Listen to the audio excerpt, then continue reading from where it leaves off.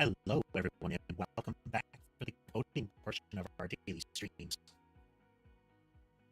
We're going to be continuing our game development project with some physics experimentation. We need to be able to get more creatures on the screen, though. I feel like we can get a more reasonable number and go from there. Before we do, let's check in with kitties. We do have Sky on the bed. Not terribly common, but not impossible, of course. We do have Sammy and Mason in the play area. I lace that area with catnip. So Mason likes to sit in there when there's been fresh catnip, and Sammy apparently does as well. Sure, it's at the window. Clearly there's a critter out there. Yes, I'm interested. I wonder if maybe... Oh. I heard that. There's a thump on the window there.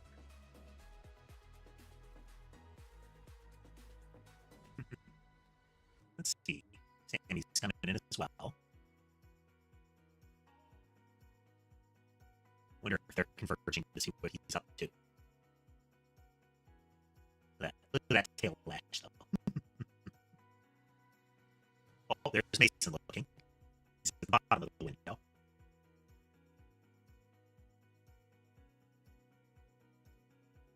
Definitely some critters out there.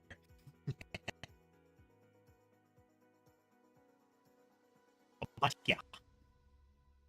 So I made some adjustments so that we can see the performance, get some data, you know.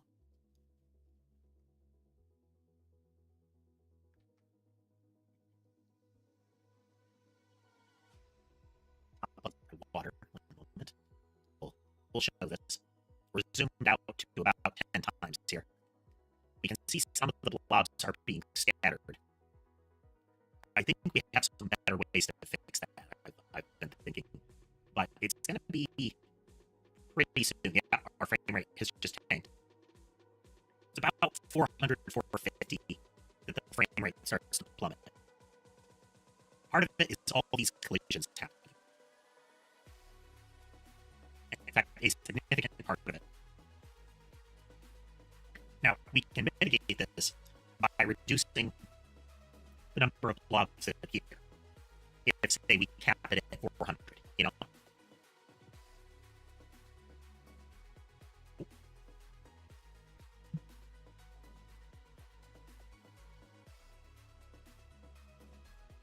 I thought I'd intercepted that, Zell. Sorry. It should be better now, is it?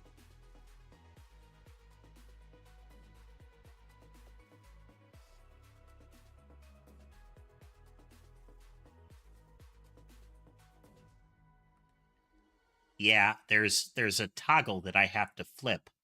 Well, a reset that I have to do. But it doesn't always stick, you know?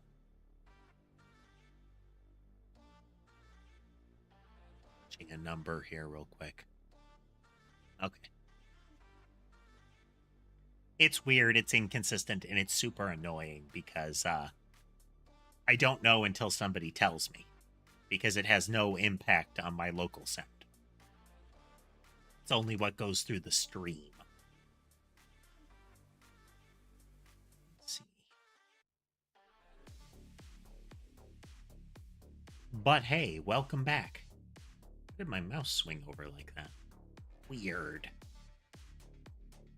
Now even Sky's looking out the window. So we can get about 400 creatures. So for testing purposes, we're going to draw the kill zone in further.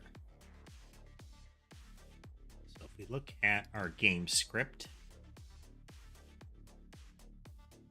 we have the spawner.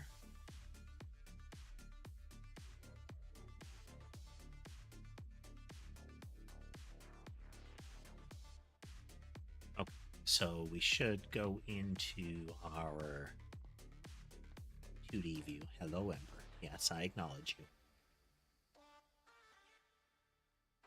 Okay, we're at 3840, which is about double. So if we remove 960 from that, math.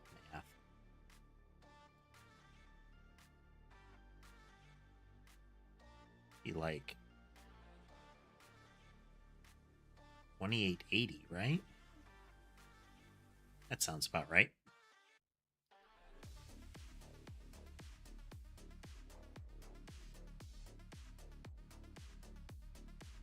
Okay.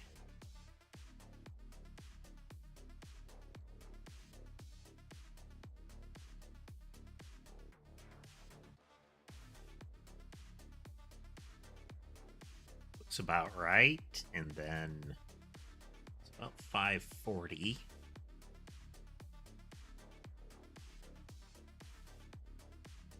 Should be 1620.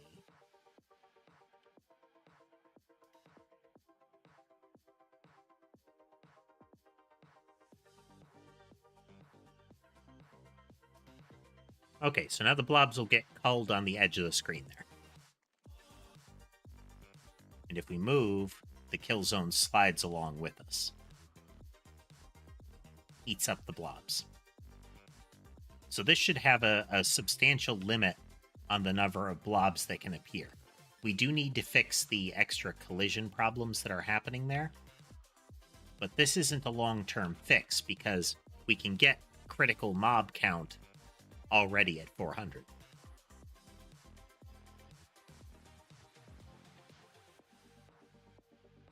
So that's not 100% the solution there. Because not only do we want to have that number so that we can have things being wiped out at the edge of the screen, we also want to have more fluid movement from the blobs. Well, from any monster, the blobs are a placeholder. So one possibility is to fundamentally change the physics. So we're going to test something here. We go into the game and we're going to make sure that the spawner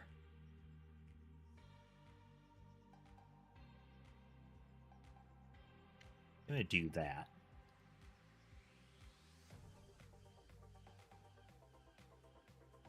Okay. And we're going to remove the bullet spawner for now.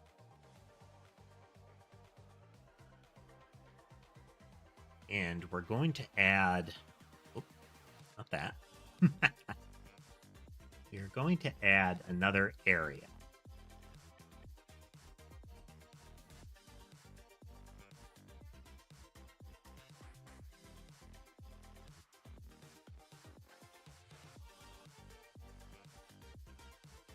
Sci-Fi, the game will be able to do mobile. If you can see in the upper right corner there, it's going to be tiny on mobile, but on tall form.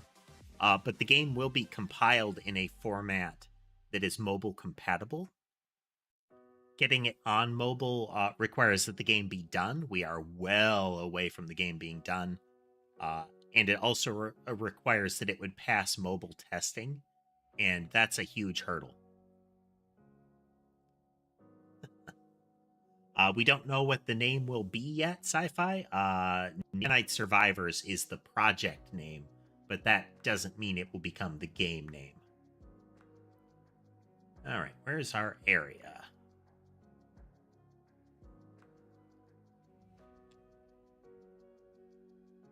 Okay, so we're going to create another area. Or rename that to be collision test.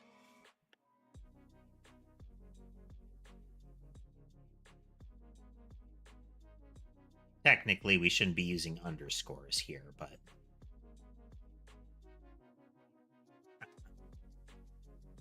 we will make it apparent once we reach that point. We'll be notifying folks on the Discord once we get to a point where we might be doing more public testing, all that kind of stuff.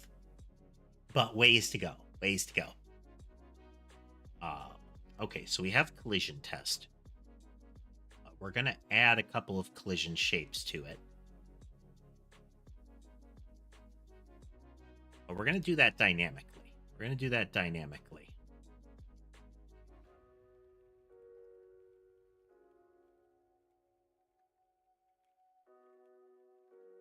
We've changed this so it gets the count of creatures. That will always be 0 now. Welcome back, Crazy Monk.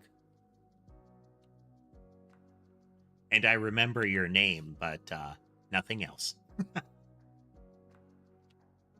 Just to head off the inevitable question that you asked.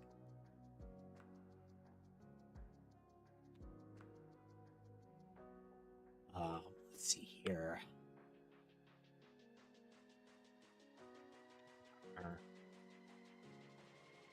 Collision zone as a collision shape 2D. New collision shape 2D.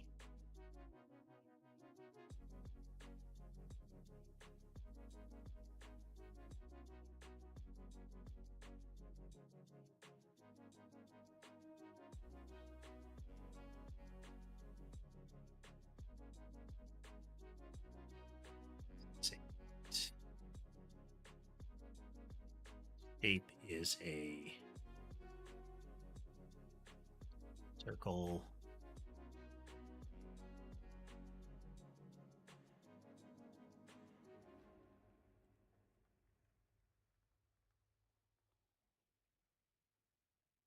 Dot new. Dot new. Dot new.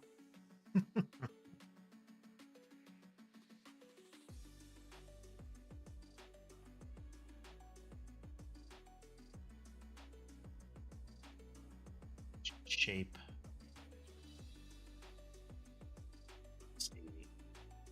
Circle shape 2D.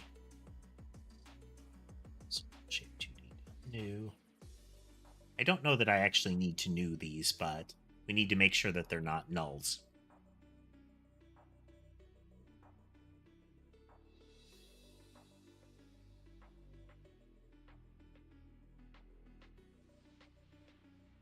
This is equal to... let's check what the player's collision radius is.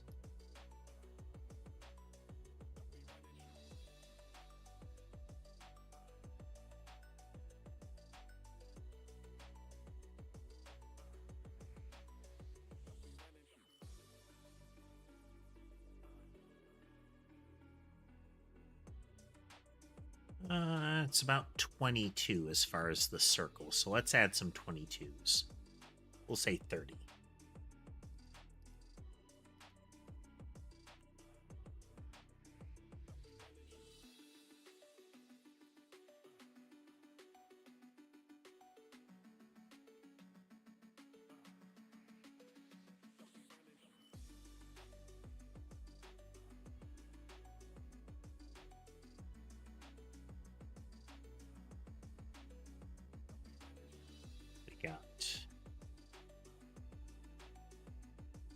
Transform that we need.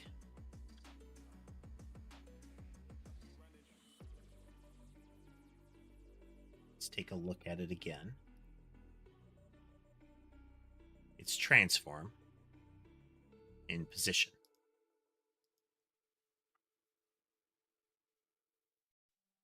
Oh no, not the collision shape.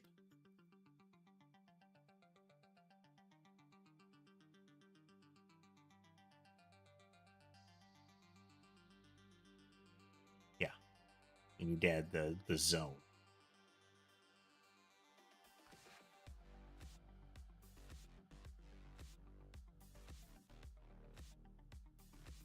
Equal to what?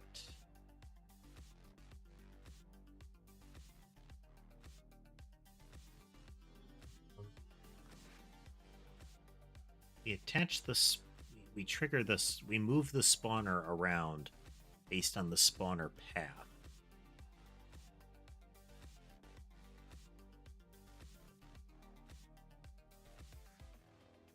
Okay. That's what we want there.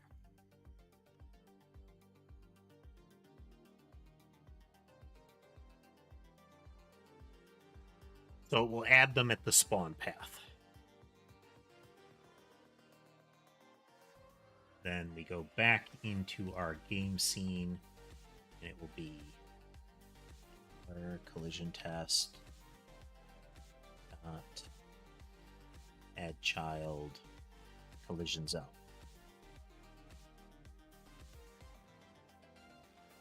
All right, test fire.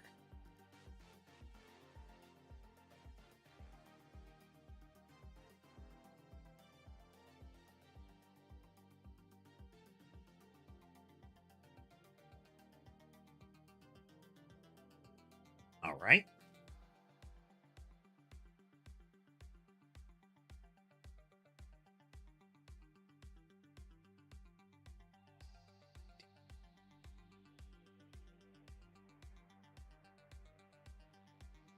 It collides with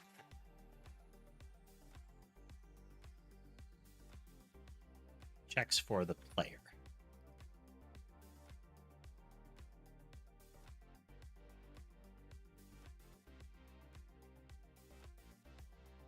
Okay, we should be able to get an event out of that. And what if... All right, now we're going to go node.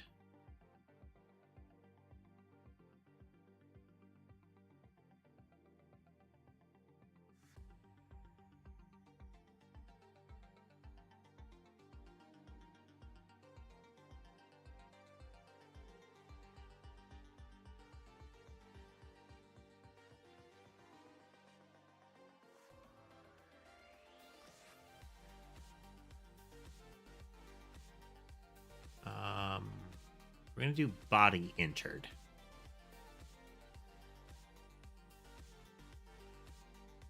And we're going to connect that into the game object, like so.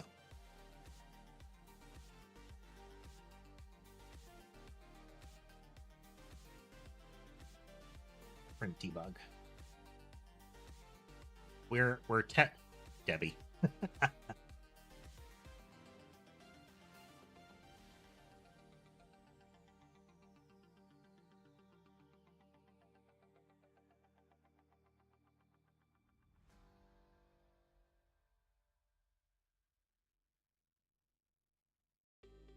So why we're doing this is we're looking at a way to change how mobs collide.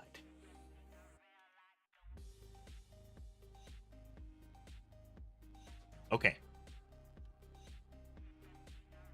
Next thing we need to do, so we know, like, that's working. So this collision test area is every shape that's put in it counts as this thing colliding. Oh, need to find a cat. Cat check.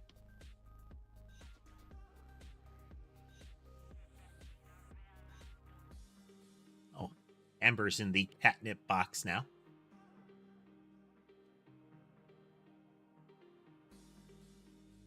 They should be lingering there for a little bit.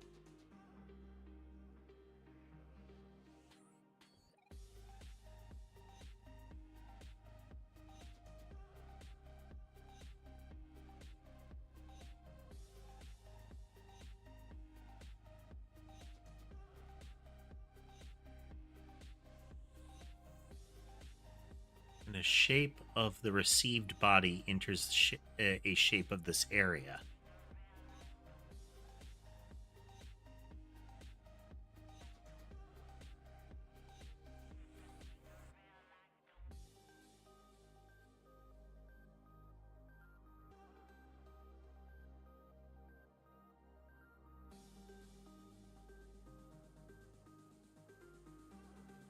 Body entered.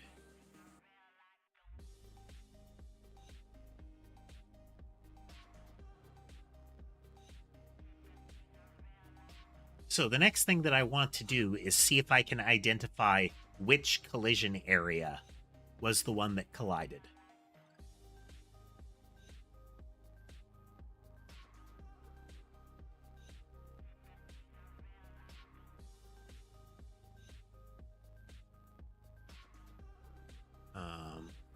I think we're going to have to do body shape entered.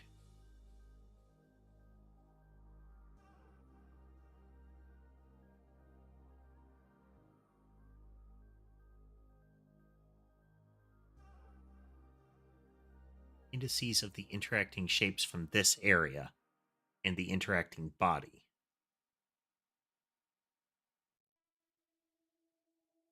Okay, that's what the physics server is dealing with. Physics server is the thing in the background handling all of this interaction. The reason that I want this is that I need the bodies to be able to, the shapes to be connected back to a body, such that we can change it so that a mob body is not just a shape. Okay, here's the next thing we need to do then. We're going to make a new entity that is a collision shape, but I want a child to be a sprite. Can we do that?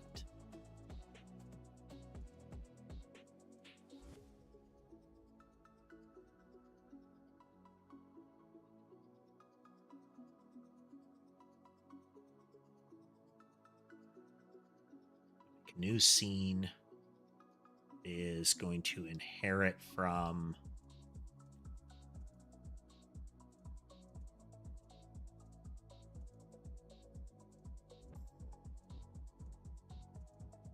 collision shape 2D. It is we're just going to call it test mob.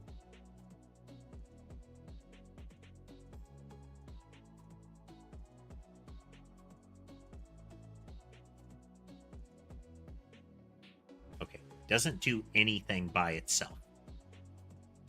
Makes sense. We're going to give it a collision shape. We're going to make it a circle. Its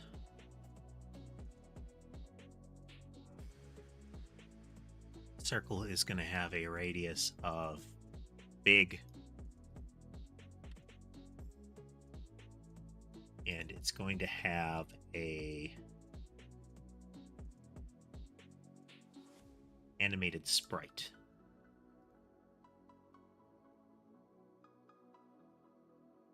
Which needs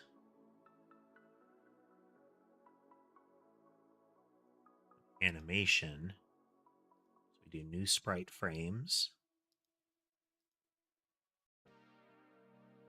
And where is it?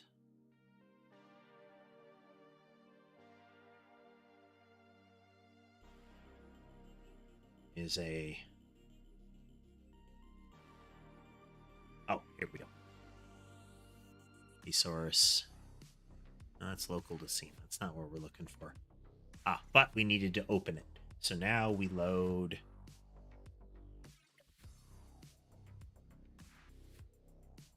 Add frames from sprite sheet. Art. I'm going to put a blob in it. And the size is 16 by 16.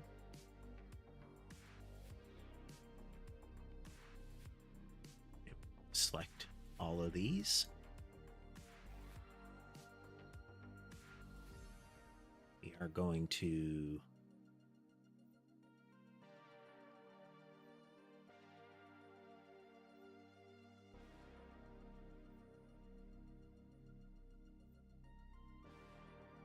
try that again.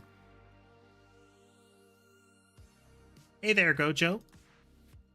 Welcome, welcome. We are revamping our physics system from the ground up. Add those frames. Okay, jumpy blob. It will move at 6 frames per second. Animate it. We set its scale to 6.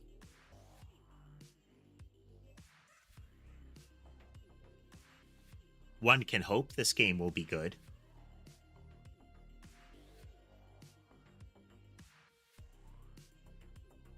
Okay, so we have test mob.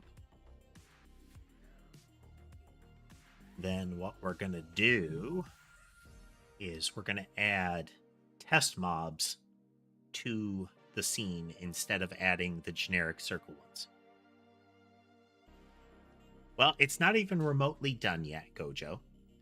Like I was mentioning earlier, it will be compatible with well, in theory, it will be capable of running on mobile, but the idea of distribution platforms is far down the road. I have no idea. Okay, then we go into game code. And instead of this song and dance,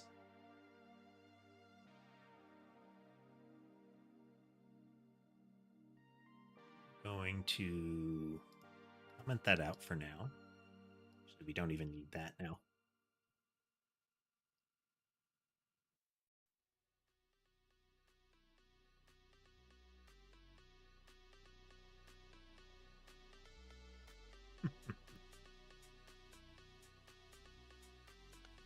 Our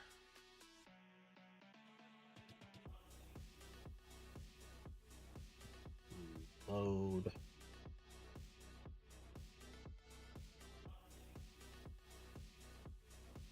a test mob,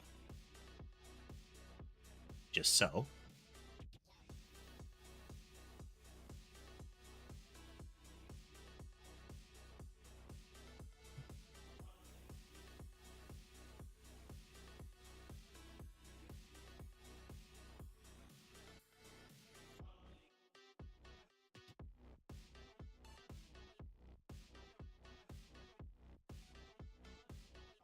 Will that not work?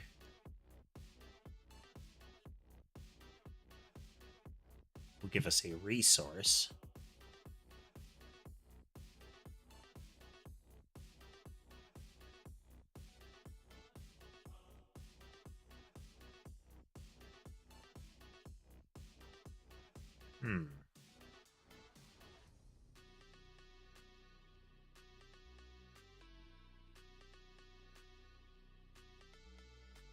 I have 5 cats, Gojo. You can see Sammy there. You can definitely see at least 3 right now. So Sammy's still hanging out on that little box. Sky is sitting on... He's technically a bit to my right. He's going to walk over to where Ember is now.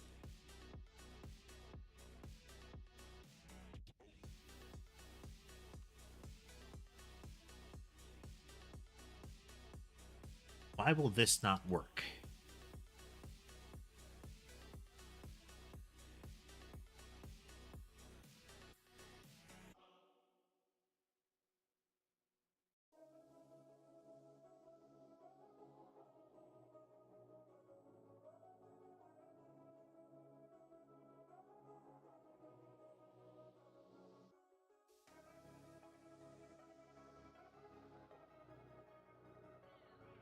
Let's look at our spawner and get an idea of what we're doing here.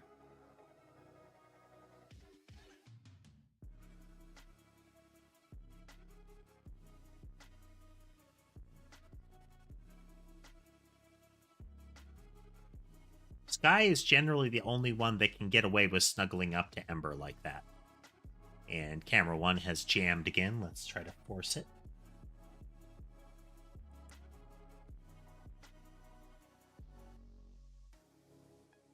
Camera 1 is not reliable.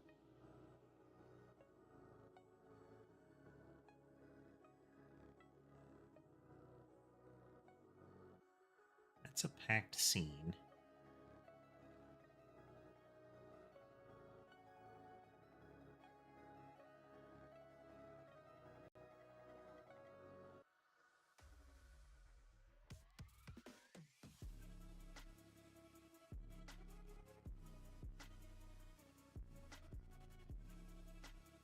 So we have a pack scene.instantiate. So let's try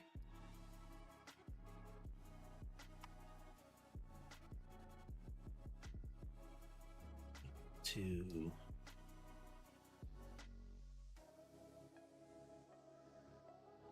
load that, and is equal to mob scene.instantiate.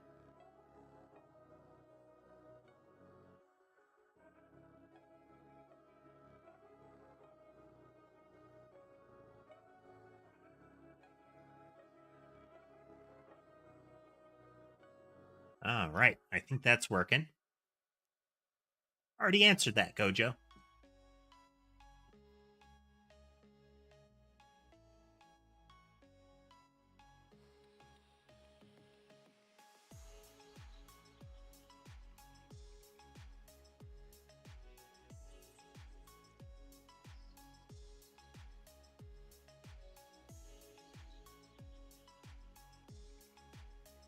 Oh, I'm sorry.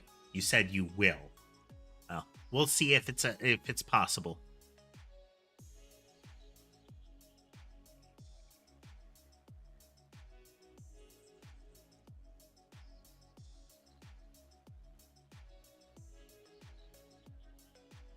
Mob dot position is equal to spawner path follow dot. I think that's what we need.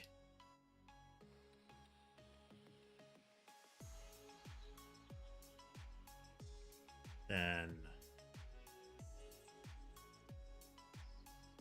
look at test mob. Look at 2D there.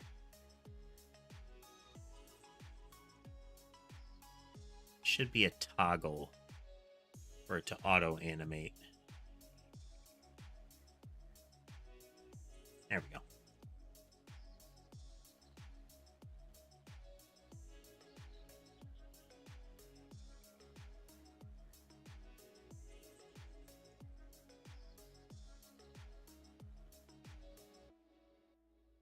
You were in the last stream, Gavin. Okay. So what this test has shown us is that we can change the whole paradigm here.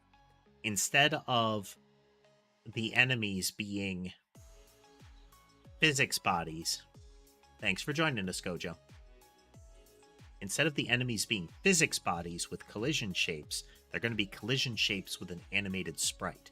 And they're going to be added to a collision area that represents all monster collisions. Then what we can also have is a listing of entities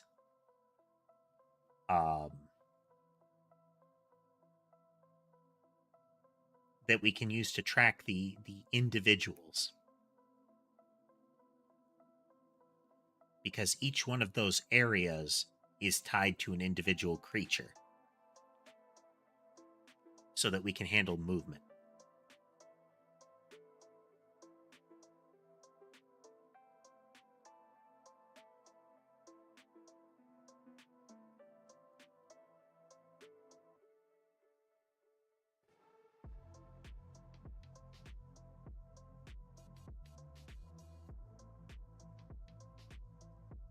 It would also allow me to have, like, the movement tracking logic inside them. Okay. How do we do?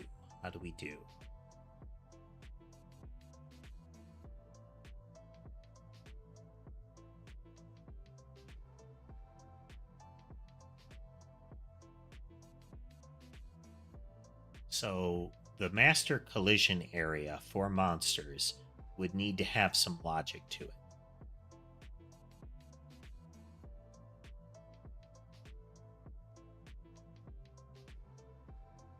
Already answered that, Gavin.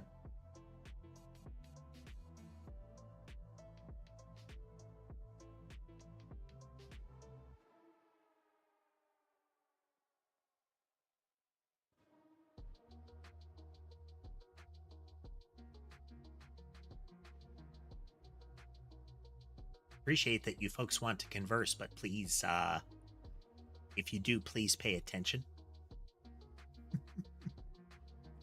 I had said, yes, you were in the last stream.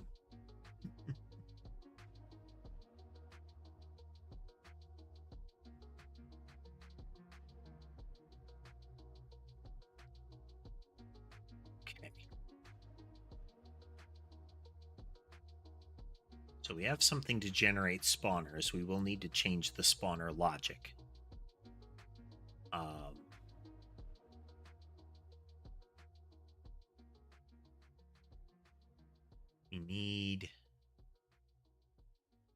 need something that tracks the mob bodies entirely for their behavior.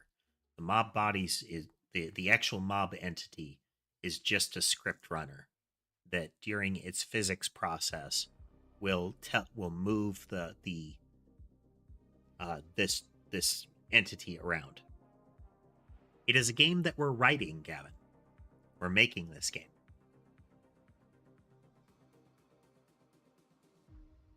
It is far from done.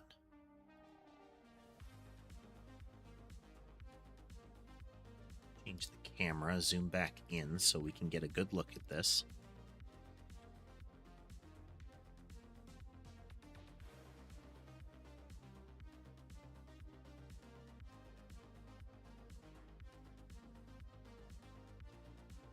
We're getting multiple of those stacked on top of each other. Let's adjust that logic real quick.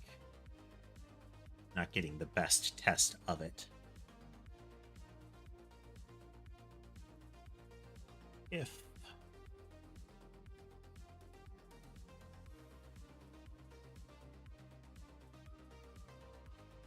don't need a time since weapons update.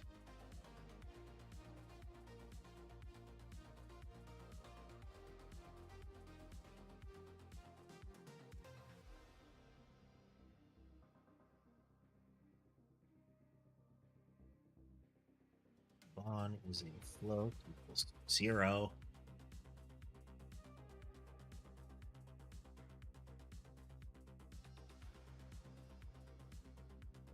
If that is greater than 1, do this. 1 is equal to 0.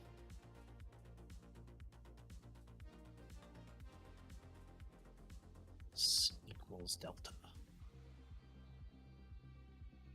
All right, that'll edit every second.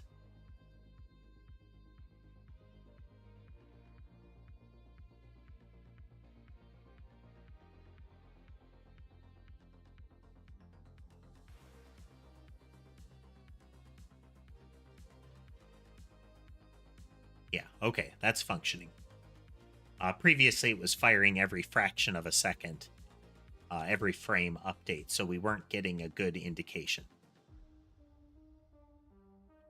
These will be moving around once we get them working.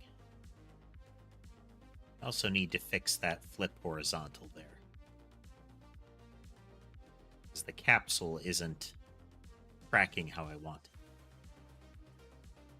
We'll get that eventually, though.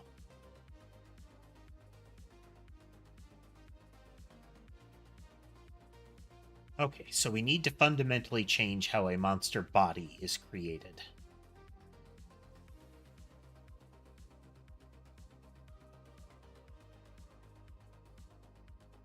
Which is going to flip the table on a lot of stuff.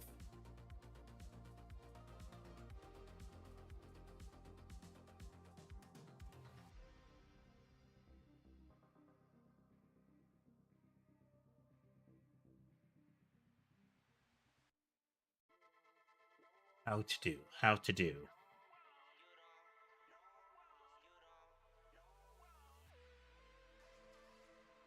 We're essentially going to change our pools to be areas, just to be concise about it. Actually, let's test this further.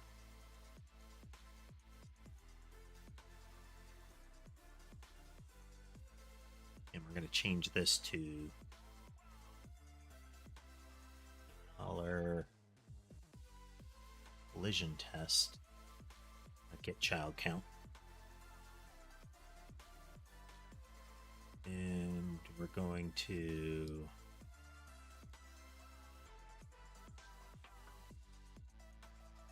ten times a second.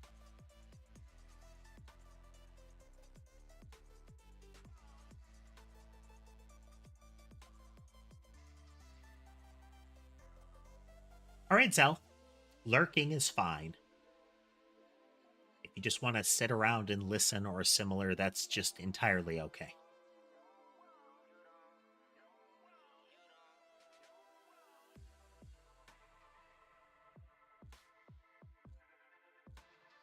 And we're going to accelerate that. We're going to remove that limiter. Hey there, King. Welcome back. Do 100.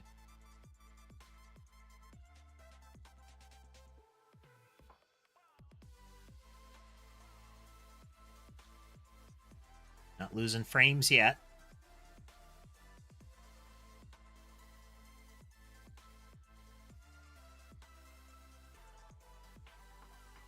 Looking good.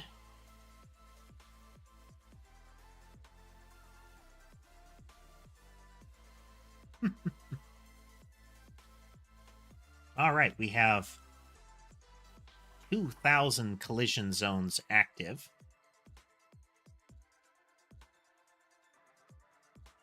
And we're still not losing frames. Our next thing. We are going to go into our test mob. And we're going to add some ray casts onto it.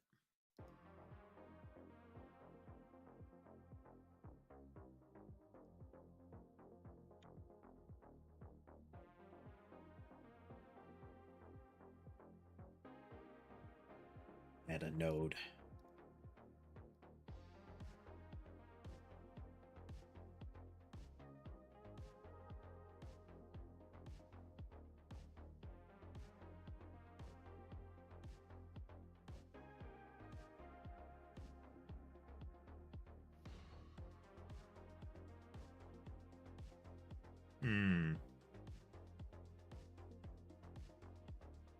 You didn't like that.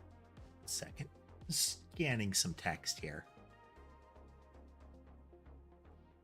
Why didn't YouTube like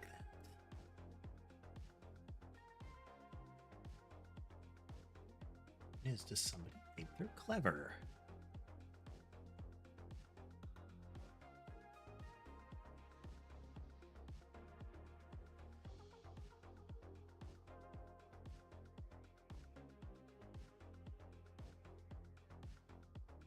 Hey there, Zeno.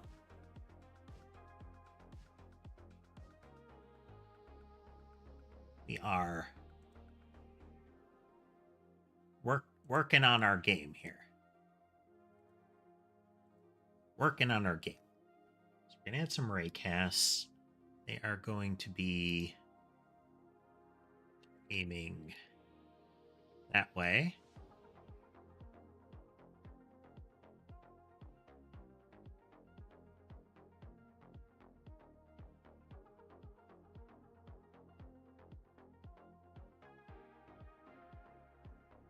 Transform scale of 6.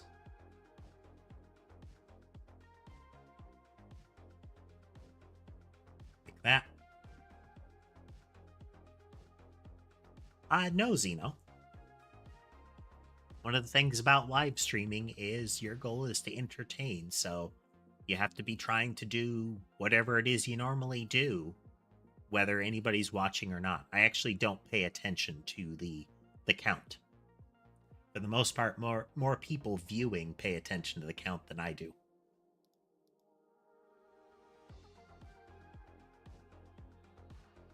Wrong. Paste.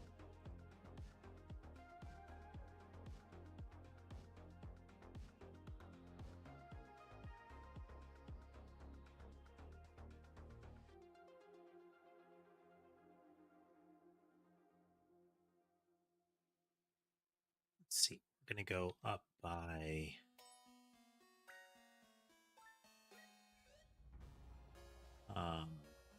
maybe 24, isn't it? I think that's about right.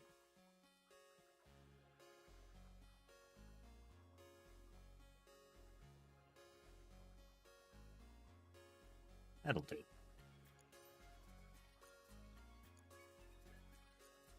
Okay. These collide with enemies.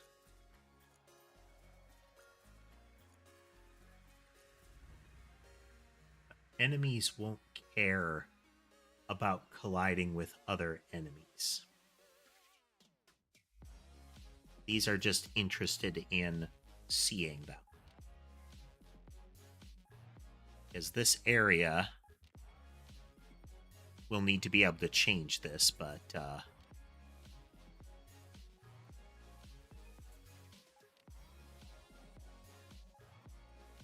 go back to our game area.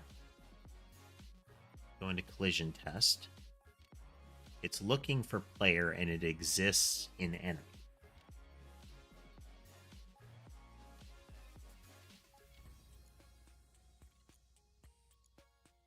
So the next thing we'll do is we're going to add a script to this.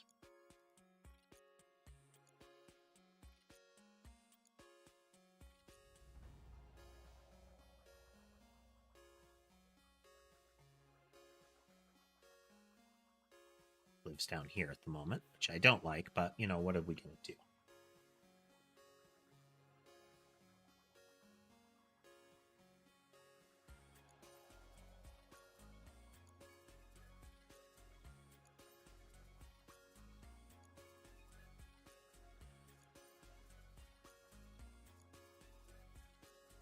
Welcome back, Dana.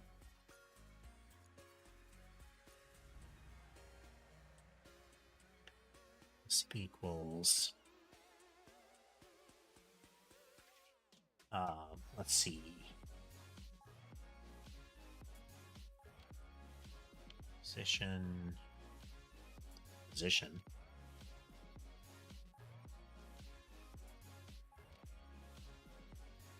Toward global layer position.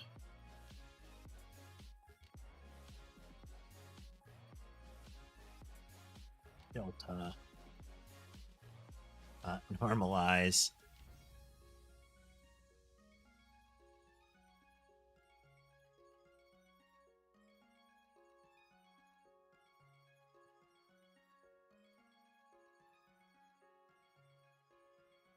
Pretty sure Vector 2 has that.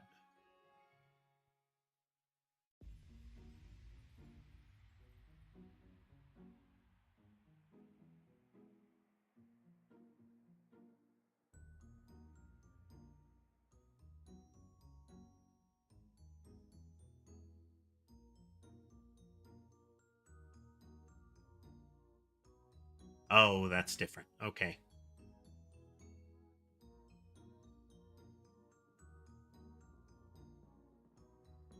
Is it? We're coding our game. We're working on that. Angle 2. That's not what we want. Direction 2.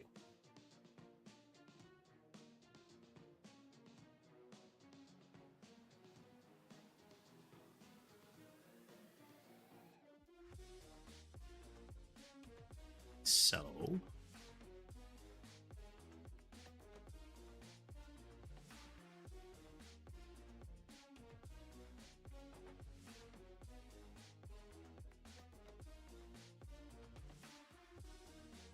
there as vector 2 to this.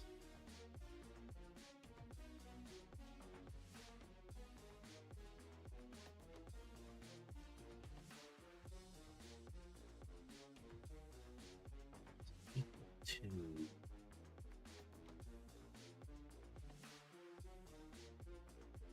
that. No, that.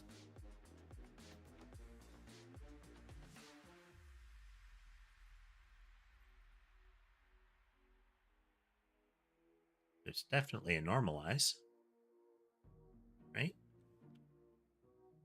What have I been doing? I'm working on a new physics system, Dana. Or at least an alternate way to do the physics.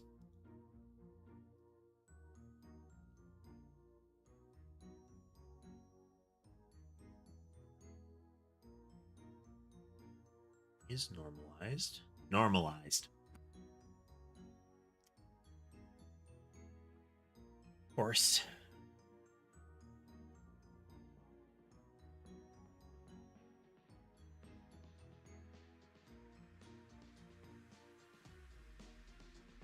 Normalized.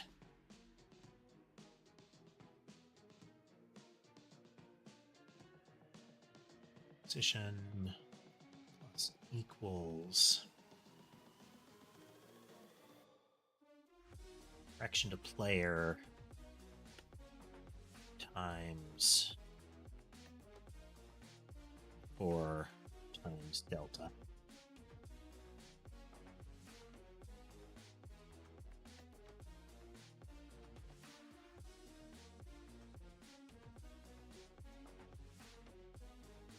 All right, well, they're going in the wrong direction, but they are moving. These are not colliding with player. That's okay. It's okay. But they're also not getting there, Sunfish, getting there. They're also not colliding with the enemy zones, which is what we want.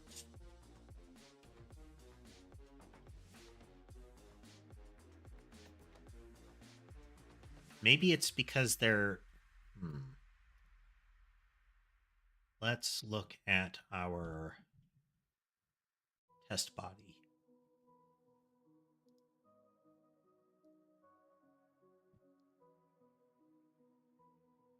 I'm going to say don't exclude parent.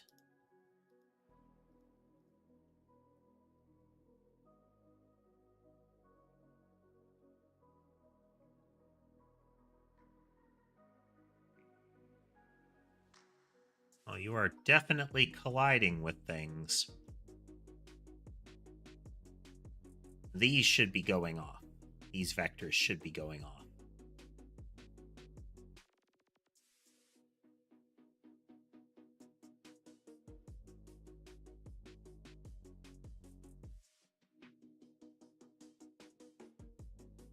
They're searching for things on the 3.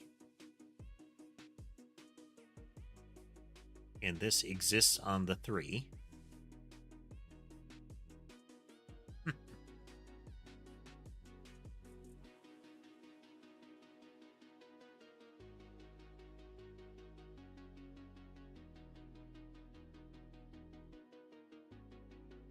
So why aren't they?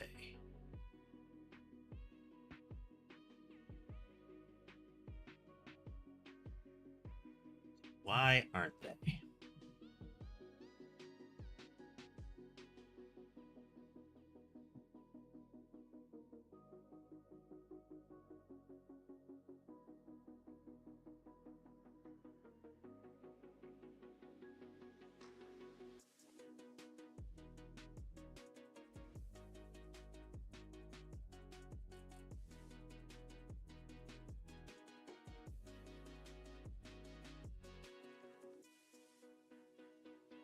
Hey there, Squinnick.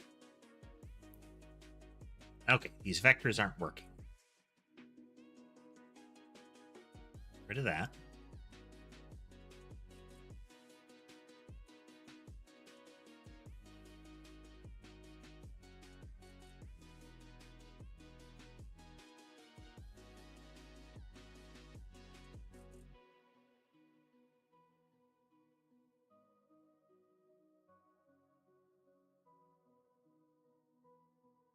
Why are they not working?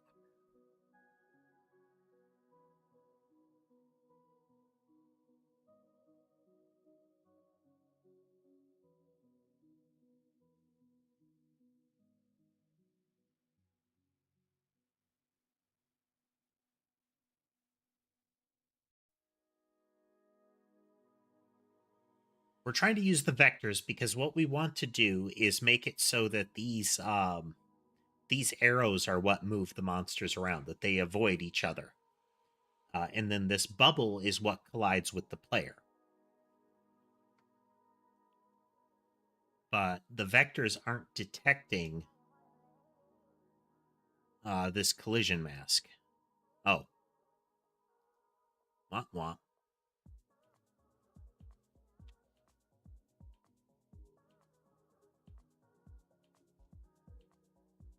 They were set not to collide with areas. Okay, we need to make sure they're all excluding areas here. Or that they all only collide with areas.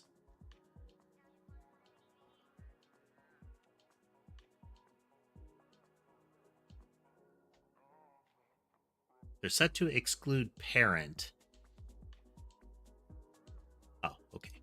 Need to remove hit from inside.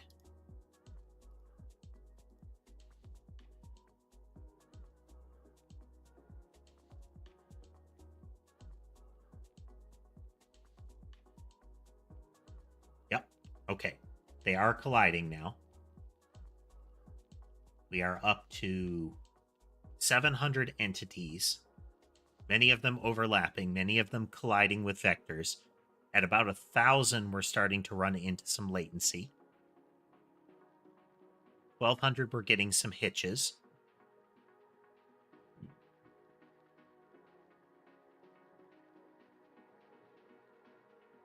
Yeah, okay. Oh, hey, Bubbles. Haven't seen you in a bit.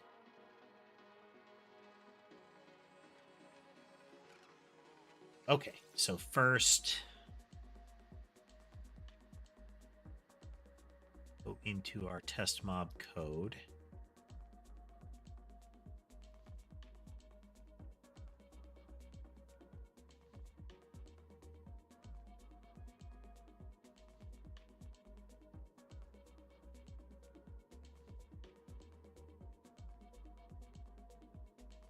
Okay, test mob needs code.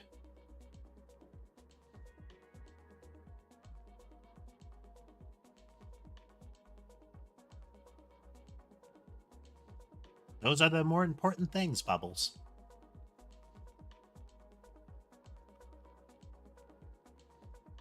Function. It's going to update this once per frame.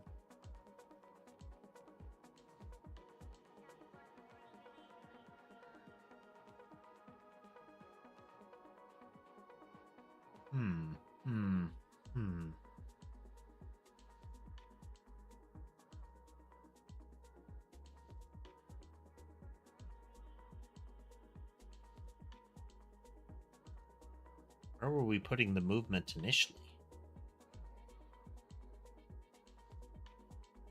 Put that in the wrong spot? Ah, okay. That's why. It's moving the entire block here.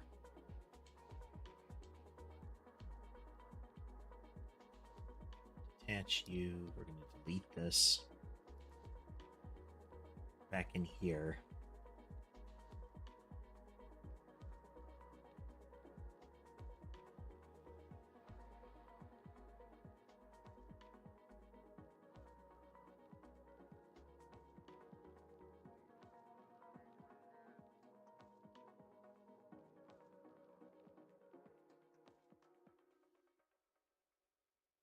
Position.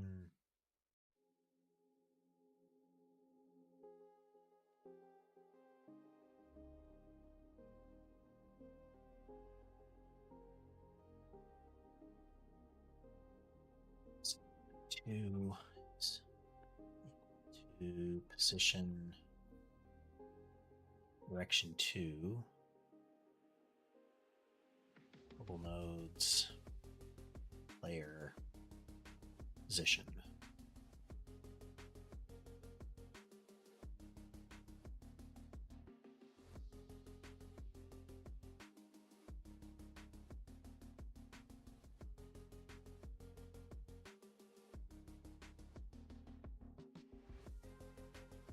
Which should be pointing at from the collision shapes direction position to the player.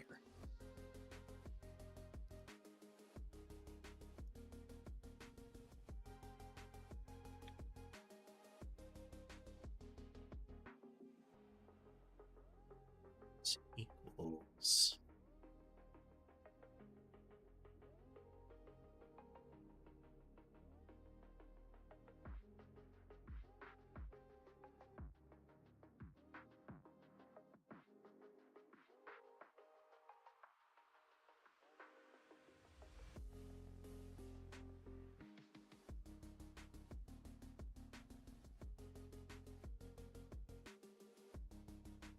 Okay, they're all moving in the wrong direction.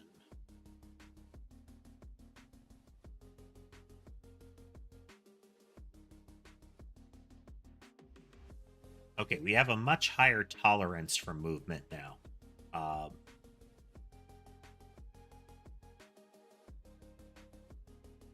And even with all of this going, producing 10 a second, we're still hitting better frame rate than we were.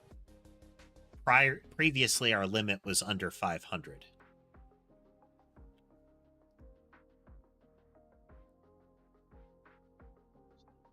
We go to game logic here.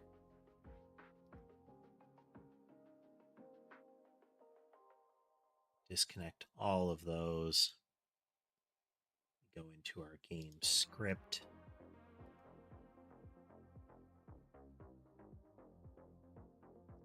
Don't need that right now.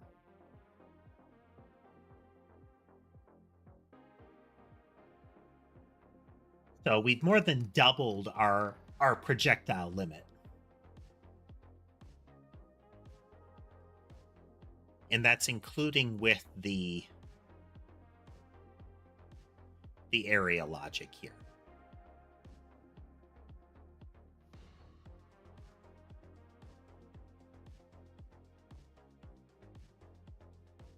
I know collision detection is working at the moment. The blobs don't touch each other because they're set up not to. The blobs themselves aren't physical objects. So the vectors are going to be what we replace that with, where we're going to make it so that they move away from each other. So let's get in there. And we don't need to do this as much as we are.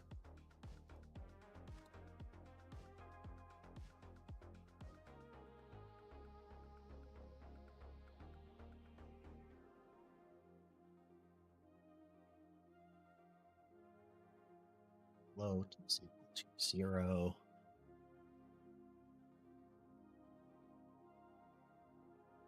This equals delta if time since process is greater than or equal to 1. We'll just update this once a frame. Still way too often, but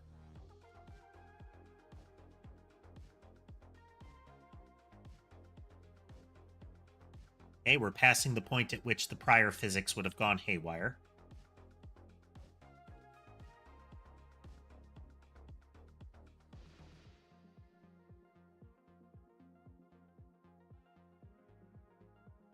Yeah, the positioning of the world area is off.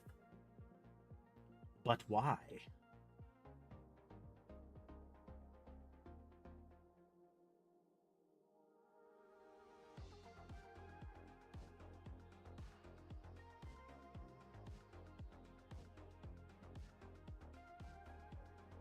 Given the scale of things, if we can get it to the point where this many mobs can be spawned, I think we're fine. We shouldn't need to get over 1,000.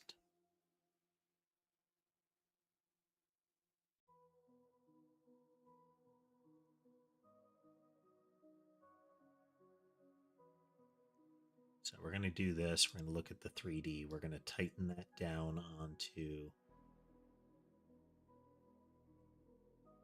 little blobby friend here. We'll change this based on their movement speed.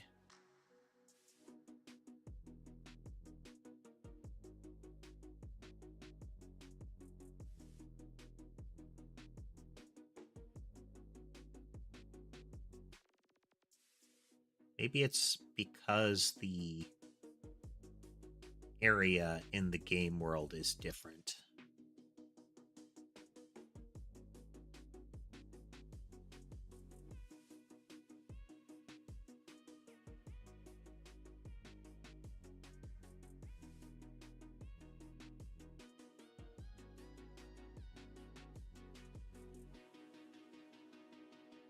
0, 0.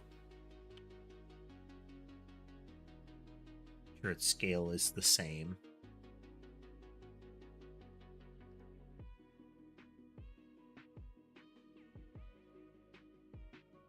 As if we put a scale of 6 on that.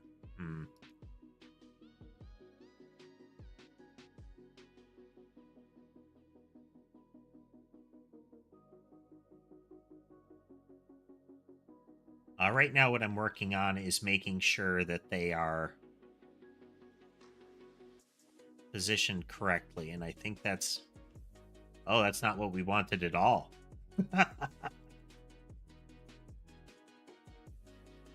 Hey there, One Piece.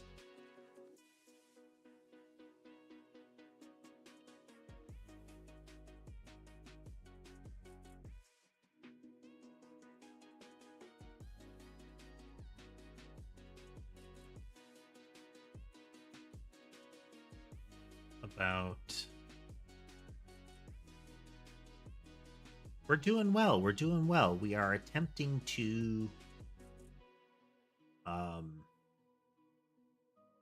words.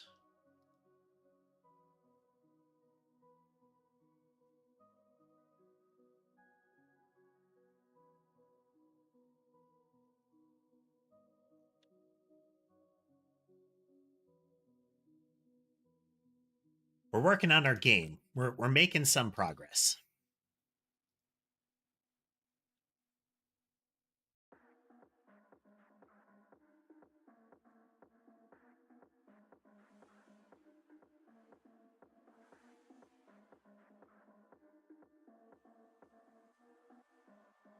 All right, they're getting the left right.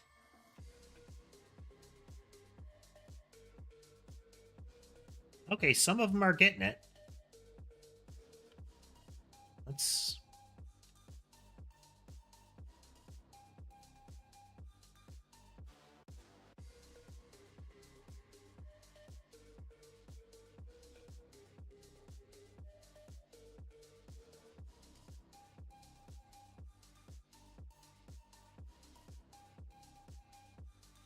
All right, the ones in negative space aren't working. The ones in positive space are working. Sorry, the ones in positive Y are working.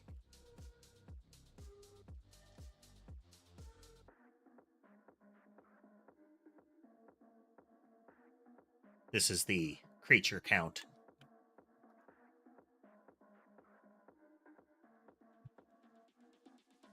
So why are the ones in negative Y not working?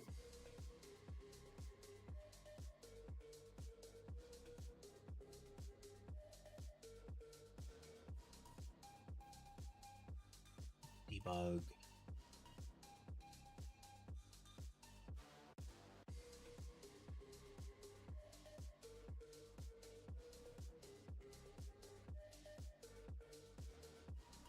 If two-player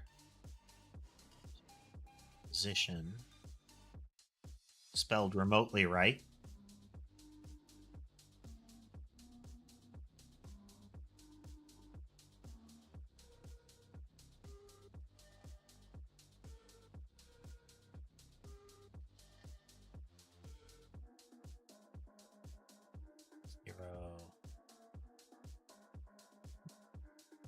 String player.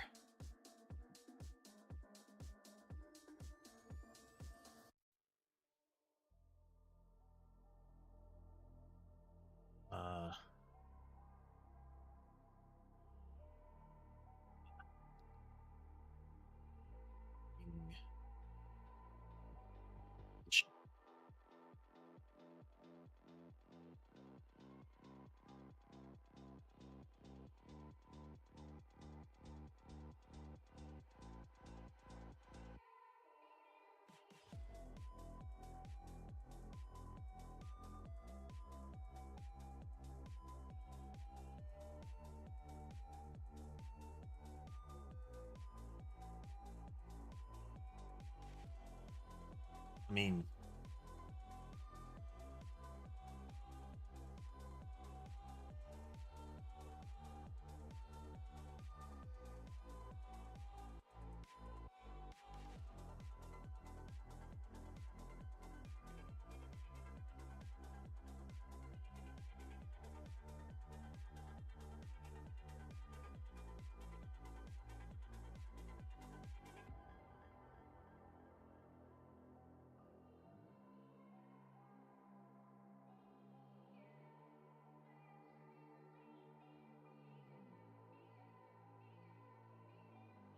Stop. Hey, Bubbles, thanks for joining us.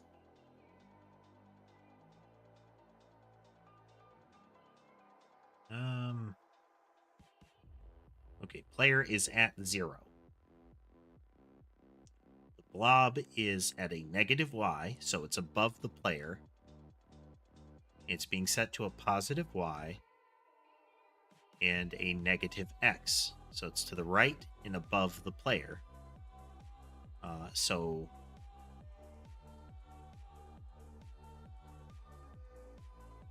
yeah, it should be moving left and down.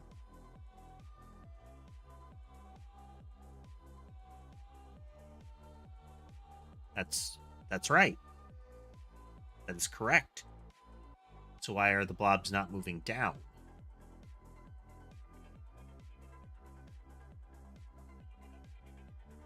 Because we should have blobs moving up.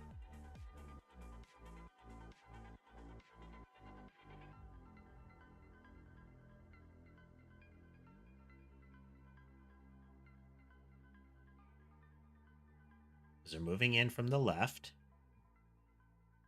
They're moving in from above. Okay. Sure, whatever.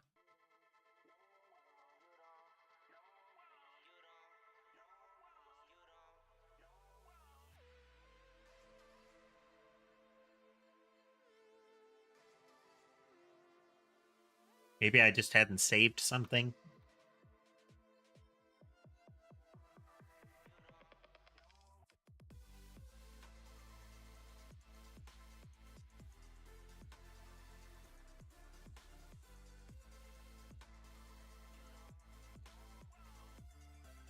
To $, Acast, hit children.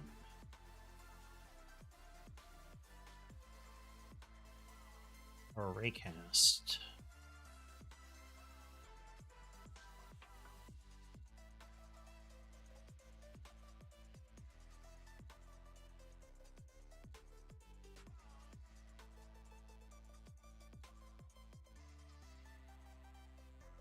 Is equal to player angle or Raycast. When Raycasts hit children. Then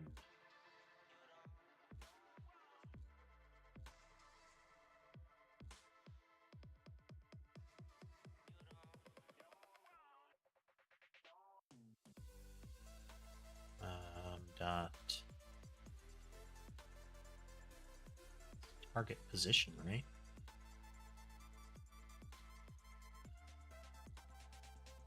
Best.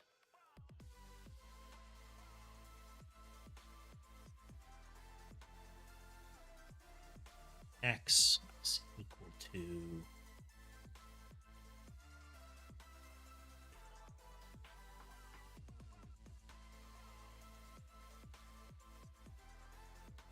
it saves everything before it runs, usually. Unless there's a problem. If there's a problem, it doesn't. And sometimes it seems like it doesn't. I'm not sure.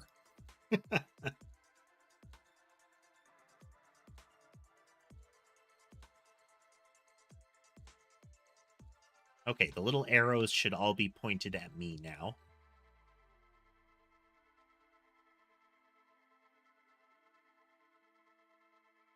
If we could see them.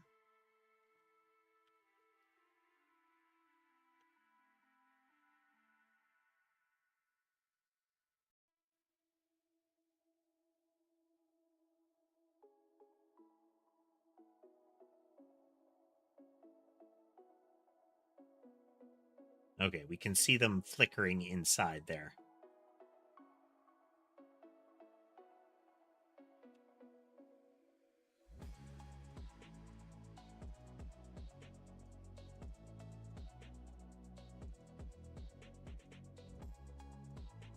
Well, I mean, that's cool, but it's not what they're supposed to do.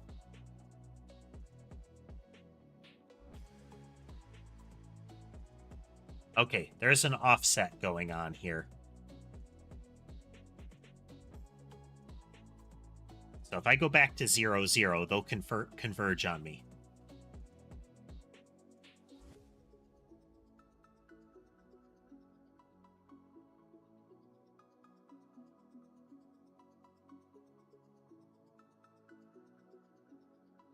They should eventually converge on me. Yeah. There's an offset happening. Look, I stopped moving. I'm not moving. I'm at 0, 0. See how they're all coming right at me? Let's see if I can get that orb. Okay, if I keep moving left, see how they're that one. The further left I go, the further left they're aiming.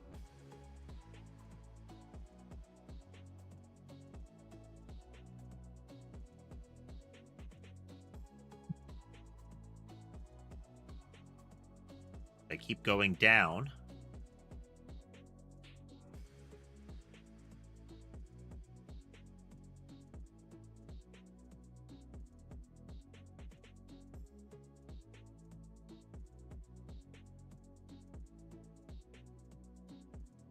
Okay, there's something off here.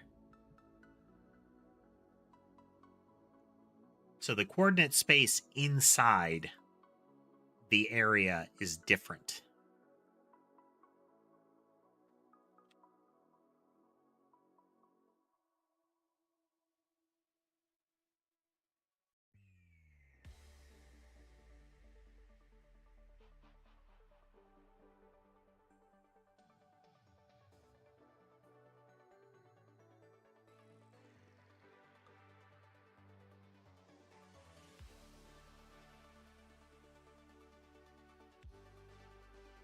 So I'm using scaling, and that might be part of the problem.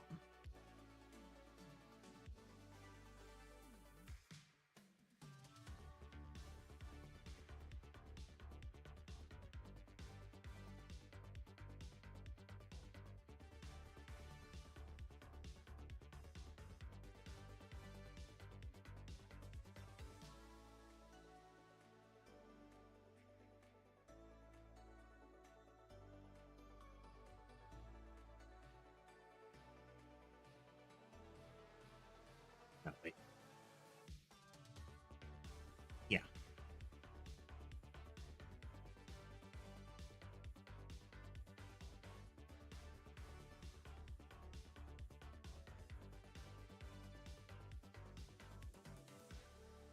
The scaling that I'm using is 6, which I think is throwing off the coordinate space because the area is its own coordinate space, and I am putting the circles in that space accordingly.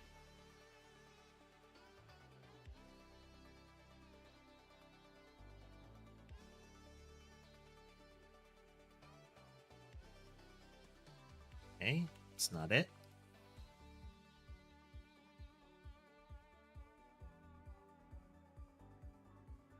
I'm just speculating here a bit.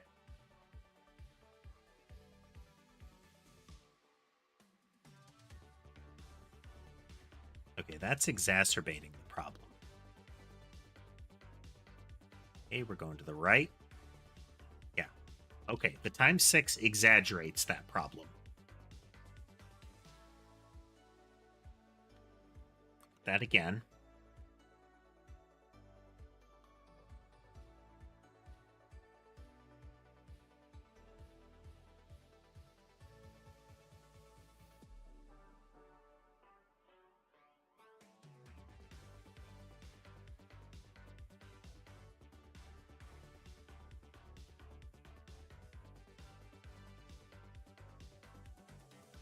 Very trippy.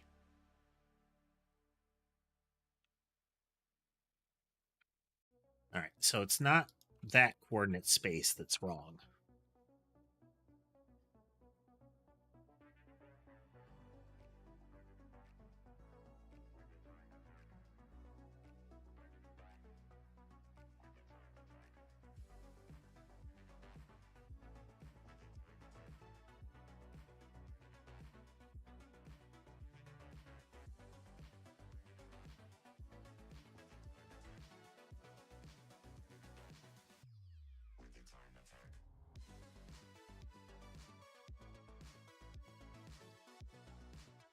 All right, by using global position, we're getting it out. We're removing it from that scenario.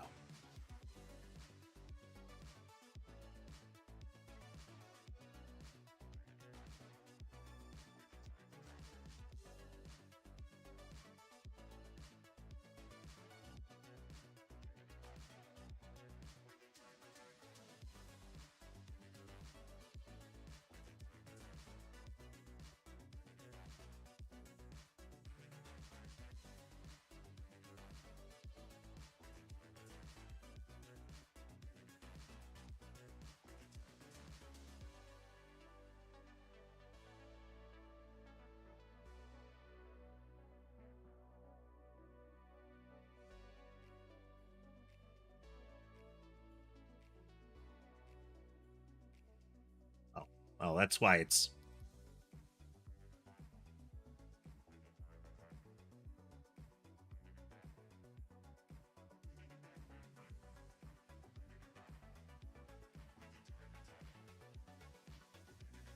Oh, that's going to start it getting messed up.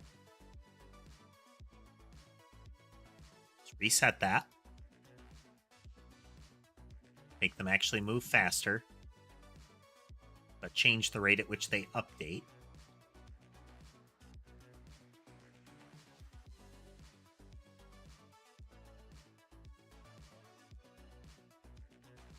They're now moving in the wrong direction.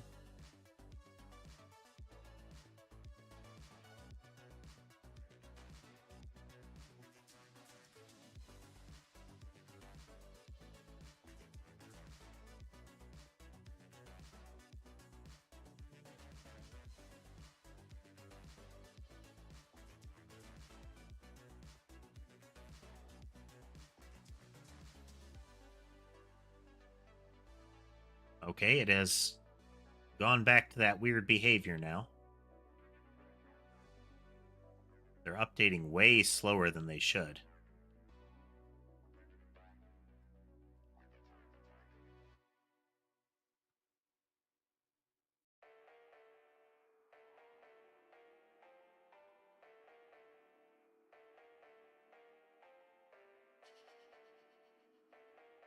Slow their spawn rate a little bit.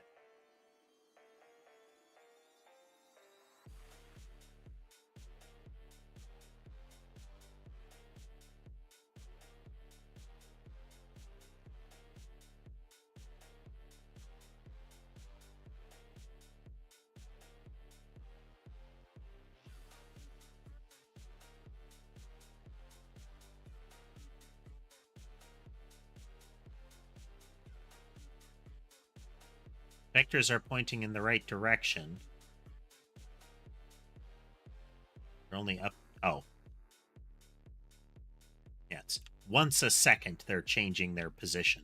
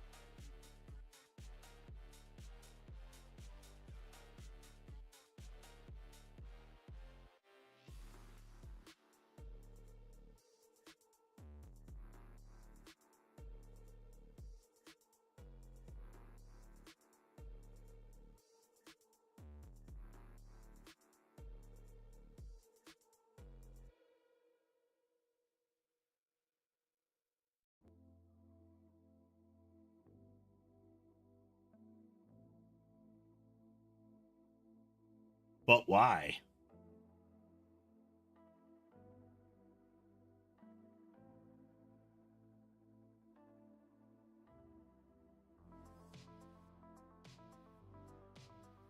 The raycast is working, so the direction 2 is correct.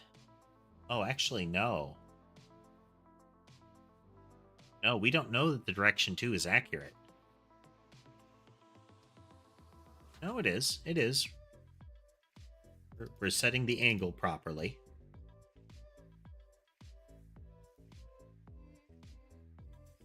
So this vector points at the player.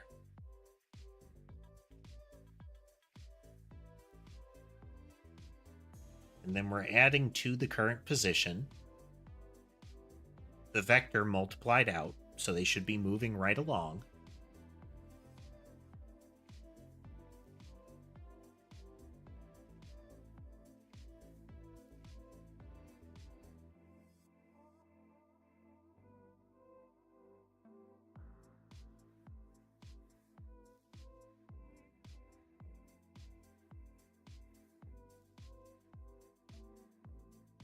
I feel like there's something wonky going on with space here.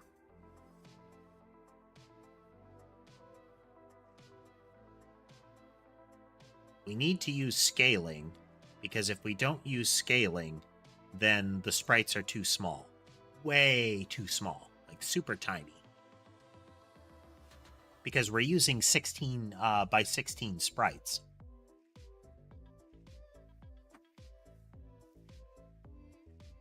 I've been drinking Sapphire, but that's a good reminder that I should top up my drink.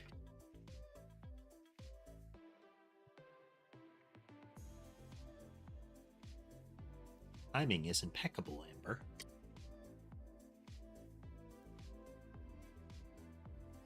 Give me a minute.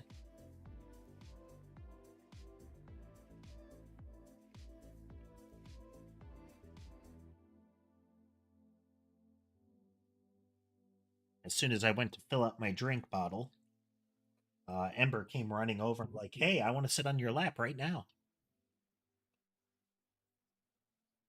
Frames per second of the game is about, well, it's going to vary. It's unbounded.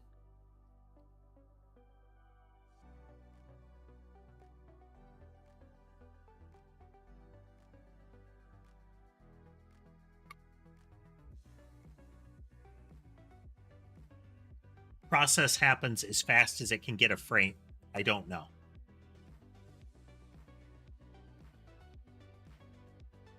Let's find out.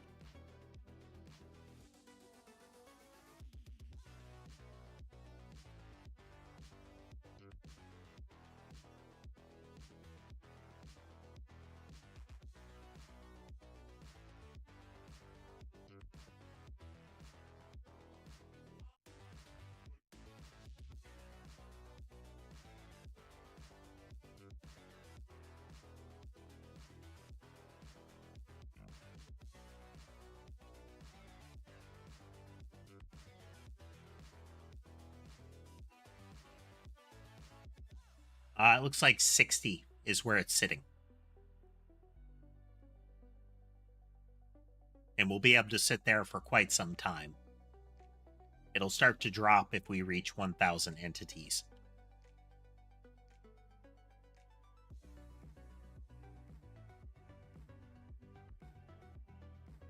Yeah, we're back to the positions being scaled weird. Like, their actual positions are weird. The vector to me is correct.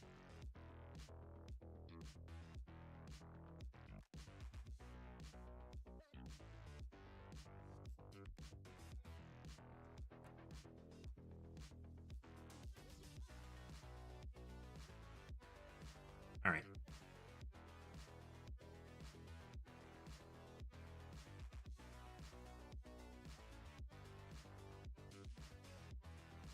Okay, let's step over this. 2-player.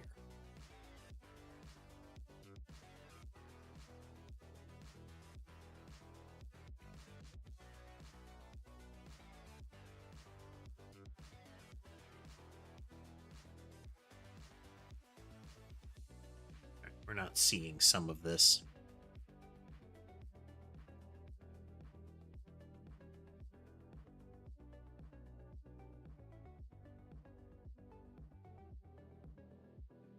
Self, is it?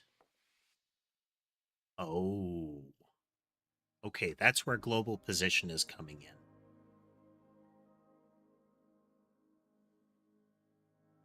It's in a completely different coordinate space. Like, that's really far out, I think. It's not terribly far out, though, really. That's less than a screen to the right. And less than a screen up. So no, that's not out of the question.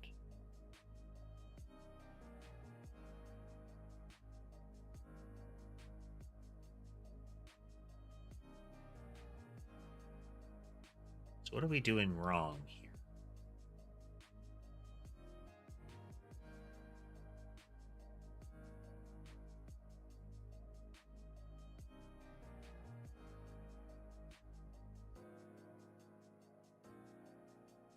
We've got some fundamental misunderstanding going on here.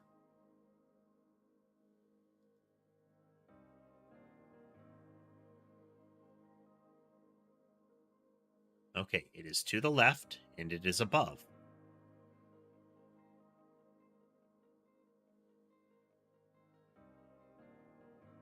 And the two-player vector is to the right and down. Yeah.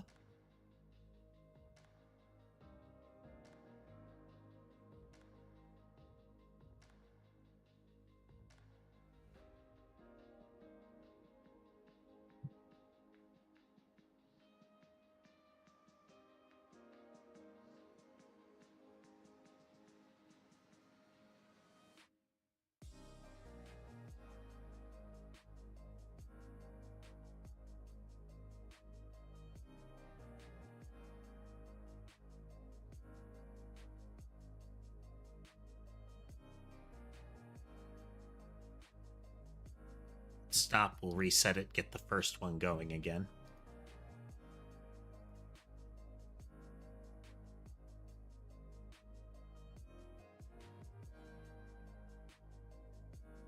All right, so our two-player is positive, positive. So it's going to increase the position by, 0.6, 0.8, 0.06, 0.08. So we should get a small increase to X and Y.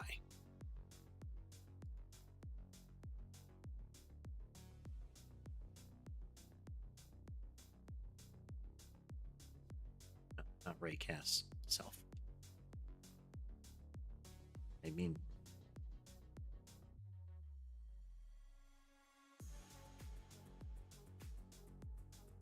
I don't get it.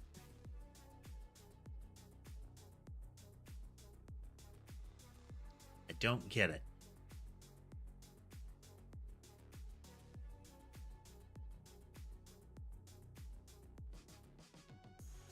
Because all of the values here are reasonable.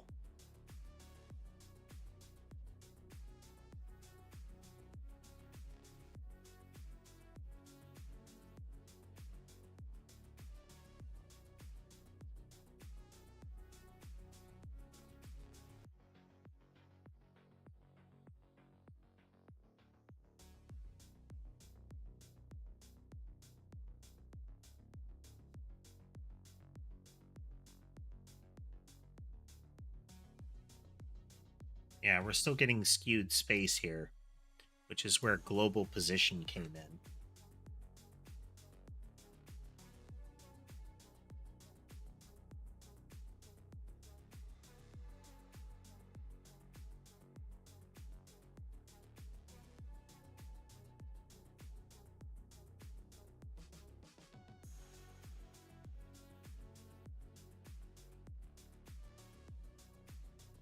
Global position lets me get the vectors correct, but it doesn't get their actual movement position right.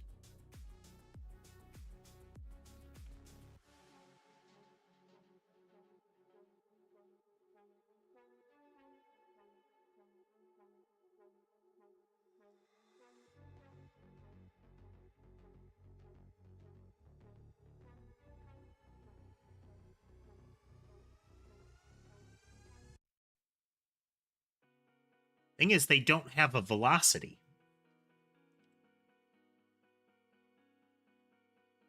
They're not physics objects, so they're positioned in the world, but they don't move unless I make them move by position.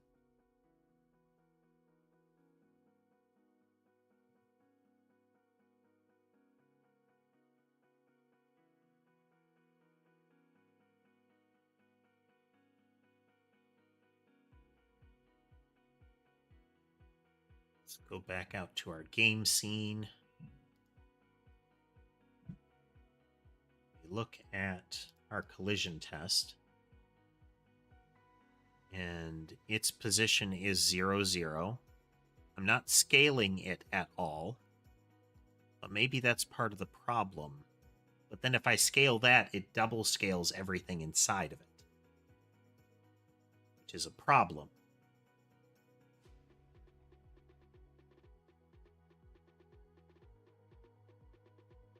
We haven't had that problem yet. Like, only the sprites are scaled. That's all that I want scaled.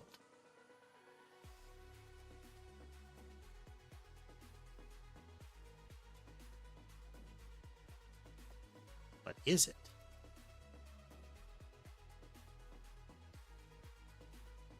Okay, Raycast shouldn't be scaled.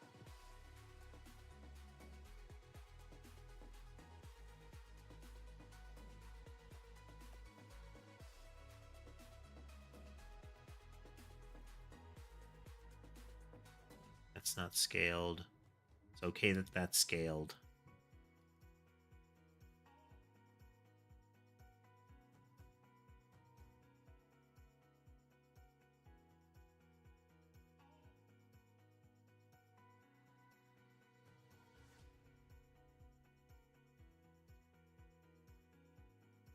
They're itty bitty, but they're in the right space yet.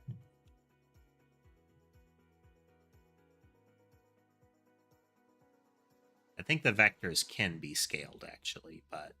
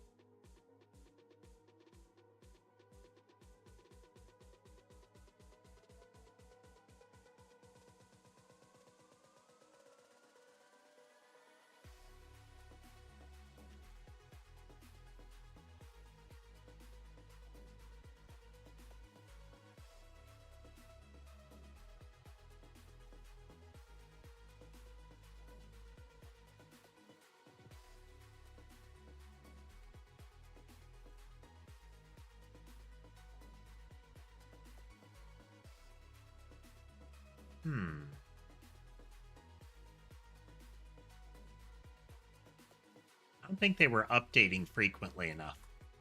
Okay, let's think through this. Increasing the frequency substantially. So it's about twice a frame we're updating now.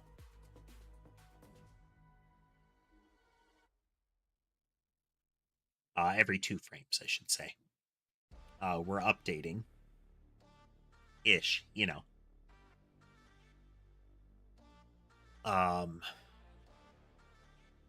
We could do this A-B kind of thing. You know, every time we get a frame, this frame update, it would be, you know, 0101 kind of thing. So it would be every other. But in any event, many times, we're updating it. Now, if we didn't, Delta hadn't. That's why. That's why.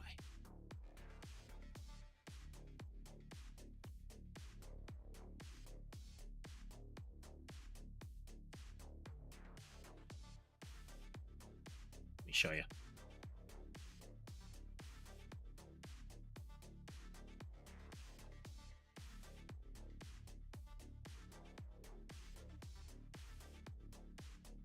Oh, they're still moving in the wrong directions. Oh, there we go. See how they're hopping towards me?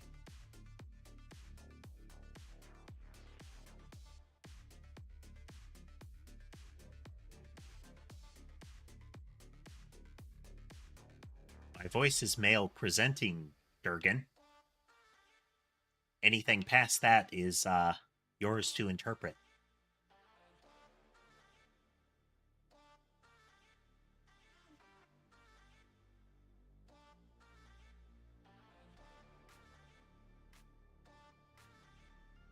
Yeah. So the problem was I was only updating it based on the delta that we were getting, the fraction of a second we were getting, but I was requiring a second to have passed. So the movement that we were doing was fractional compared to how much time was passing each time. So that was skewing it. We were making very, very tiny motions every second. So I suspect if we waited long enough, they would be very, very, very slowly converging. But every time I moved, it created a great big vector that it started moving along.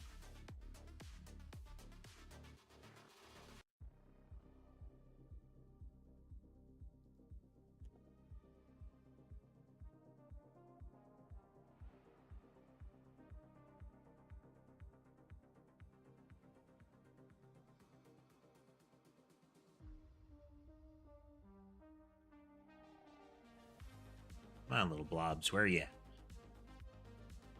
There you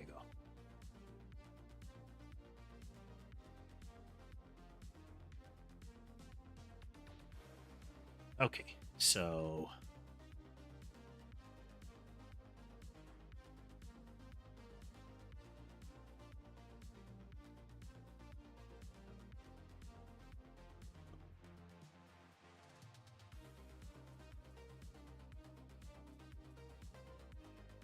Thanks, Durgan.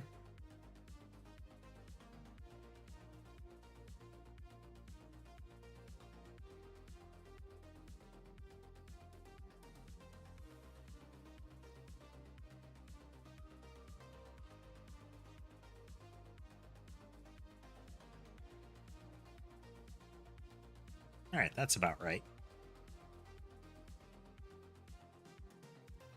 So if they collide with each other, the next thing... the project name right now, it's kind of the title, the work in progress title, Durgan, is Nyanite Survivors. That the actual title might change by the time it's done.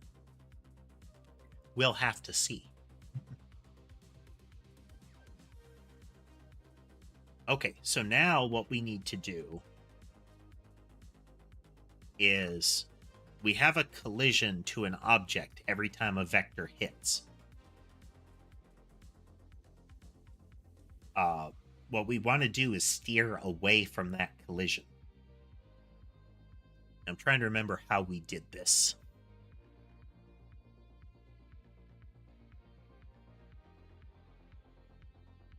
Because we want the blobs veering away from each other.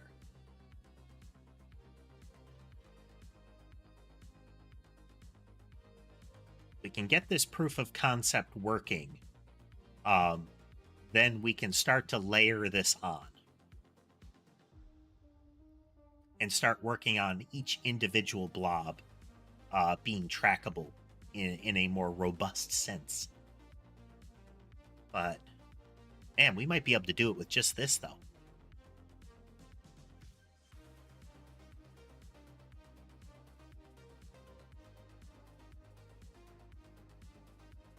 It's kind of a repulsive force, Durgan, where when those arrows touch a similar creature, we want it to... It's kind of pushing it away. It's pushing the facing of the creature away from it. That way, those bubbles won't overlap. Like, visually, the blobs can overlap. I have no problem with that. It's that... I'm sorry, the sprite can overlap a little bit. But what I don't want is them stacking on top of each other. Just to keep it from being visually messy. Now, we could accomplish this with another hitbox, but I want to reduce the number of additional collision checks we're making. Like, I don't want to invoke the standard collision system much. What I found out through reading here is that the physics engine, the default physics engine in Godot for 2D physics, there's some better stuff down the pipe for 3D at the moment, isn't all that great.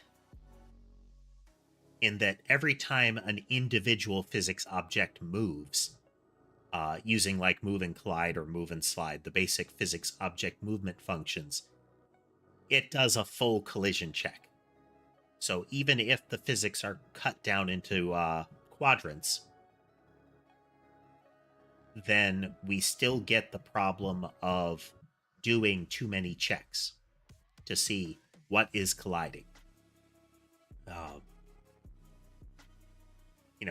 Best case, we're still doing a handful of them every time. In worst case, we're doing a whole bunch at once, which is why we're getting like double the performance on this right now. And if we get these ray traces going, we're even less likely to get collisions, and it becomes more a rendering thing. And we don't need like 1,000 entities anyway.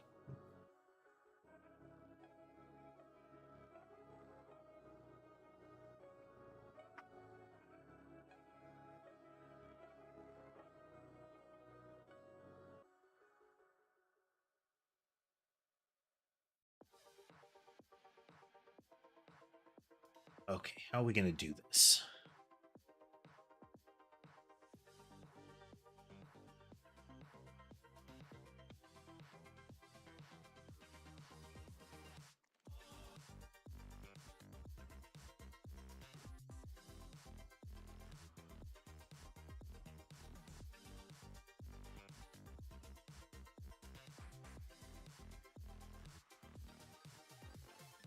It's colliding.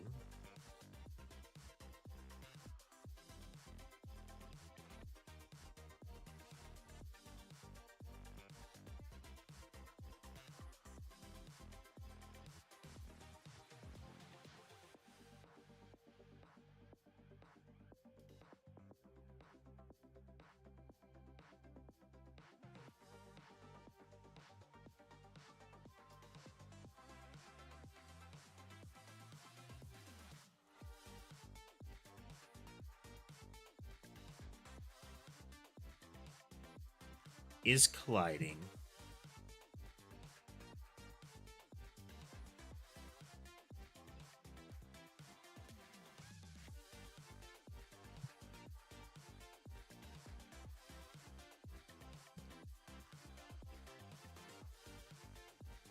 I think it's this one.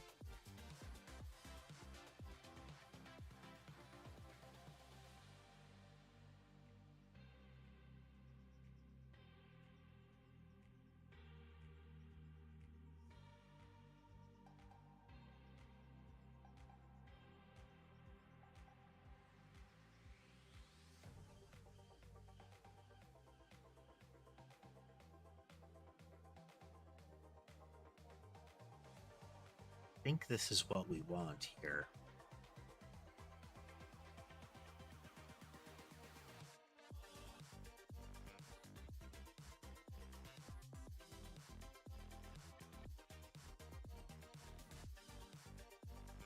This might be completely wrong. I might have to look it up again.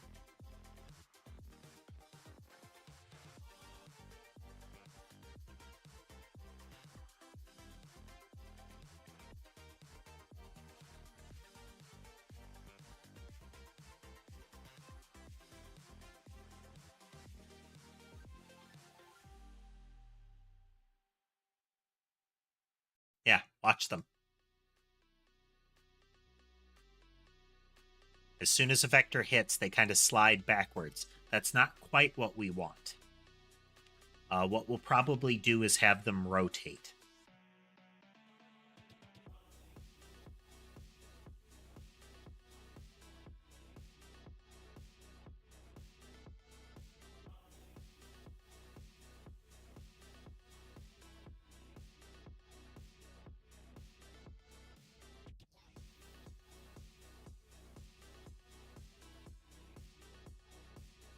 And the vectors should be smaller.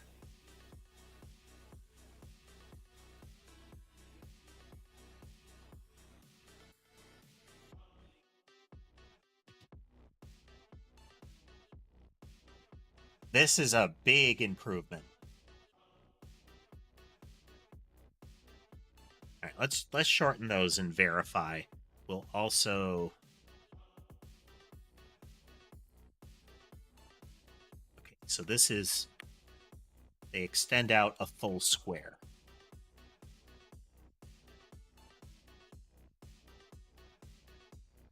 Let's scale that out to... No, that's scaled out. So they should extend a full square.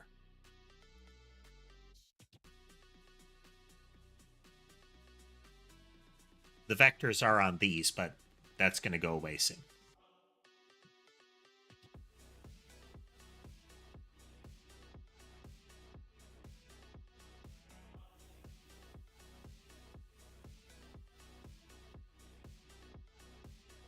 Okay, that's not right.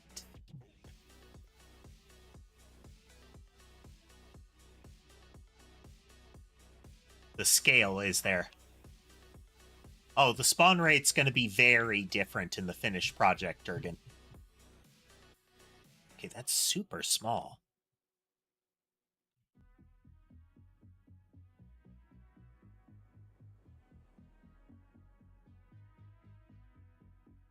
That is super small.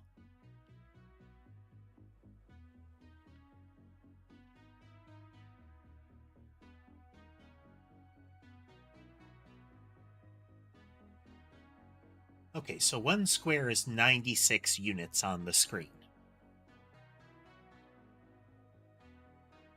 Oh, let's try.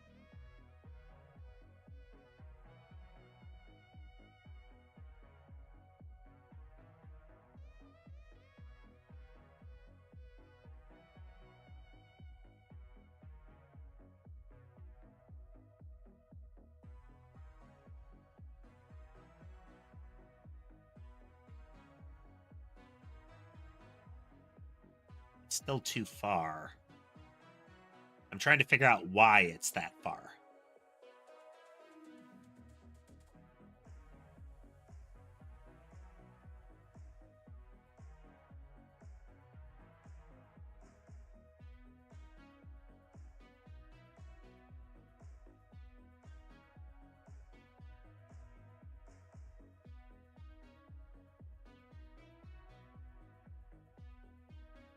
Okay, quick break. Be right back. Got to think on it more. A droid with cat ears, Connor. And hey, Patrick. Maybe delay the break just a little bit. Welcome, welcome, folks.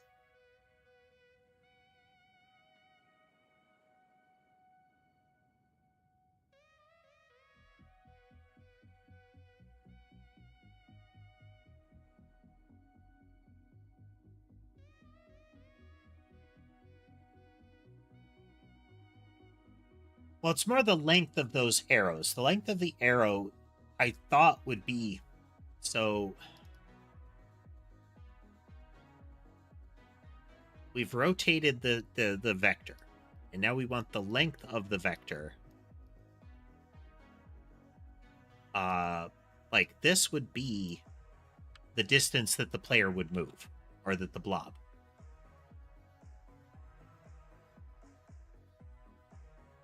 Not an option, Connor.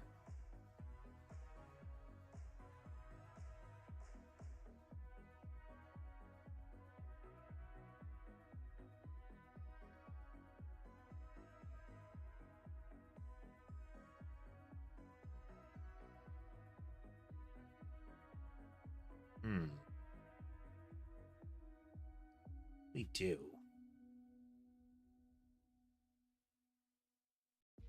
So we're pushing back.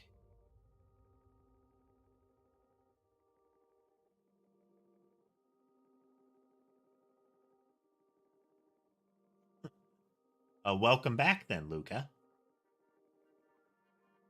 This is a game kind of like Vampire Survivors, Connor. Right now, what we're doing is we're working on logic to make it so that the enemies don't roll over top of each other and kind of gracefully try to move around each other. So we're actually going to accelerate the rate at which the blobs appear.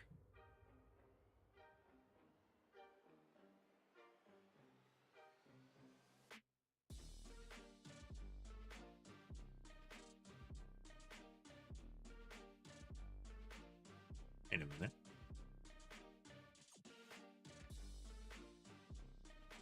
Wait a minute.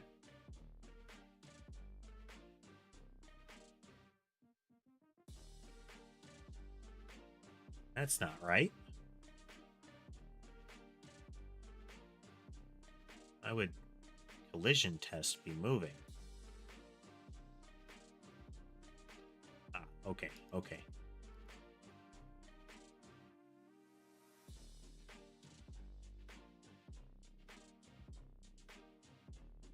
Yeah, yeah.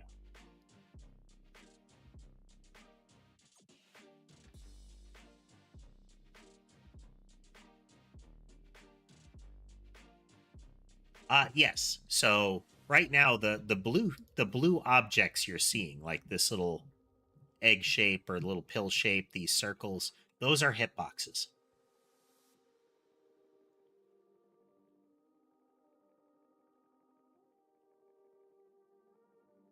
Little critter in the middle is the main character, more or less. If the player's little shape touches those circles, that's going to be a collision. They'll probably be smaller or tightened around the models, but we'll get there. I'll probably make them a box. The blobs will also change their facing eventually.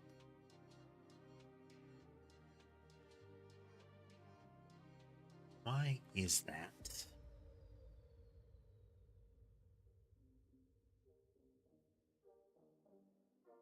Rid of that.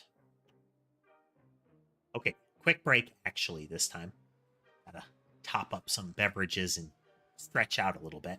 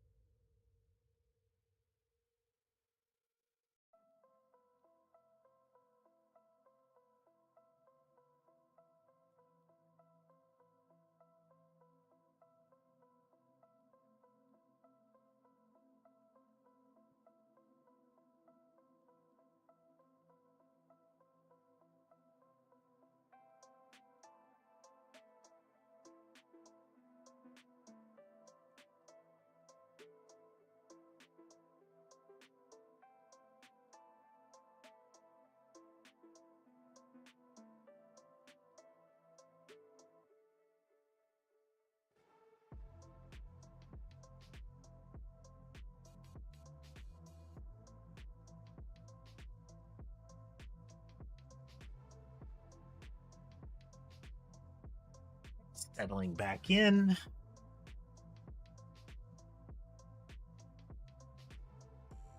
It's like Luca headed off there.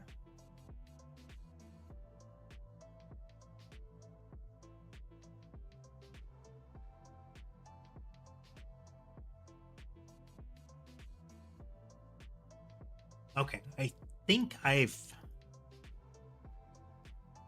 think I might have it. So this is the point that it will be pointing to. Like, that's where the X goes.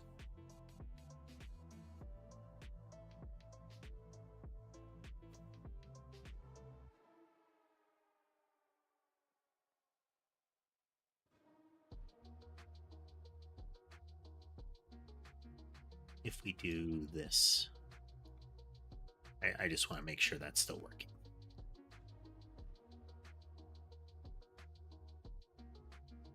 Okay, we didn't need global position. It was entirely the time slice behavior.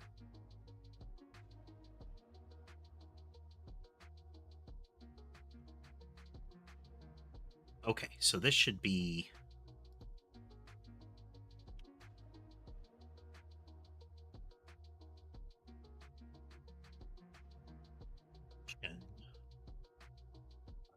X plus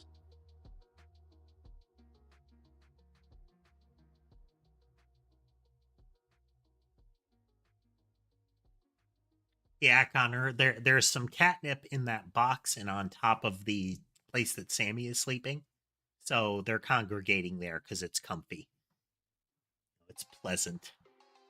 Let's see how many others we can see. You should be able to see at least 2. So there's Sherbet on the pillow. There's Sky up in the tree. And there's Ember across from the keyboard on the flaky cam.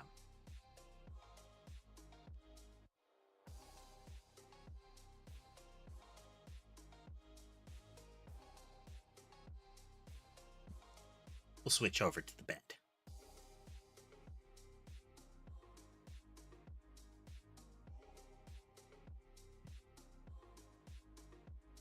That's way too far.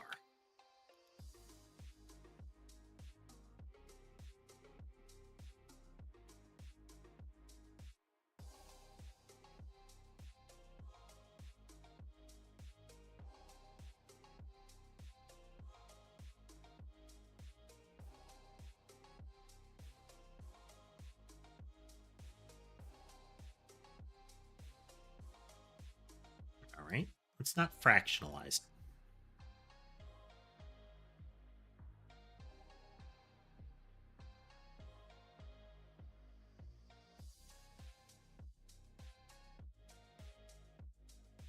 Generally, I just use a fixed thumbnail for the programming streams.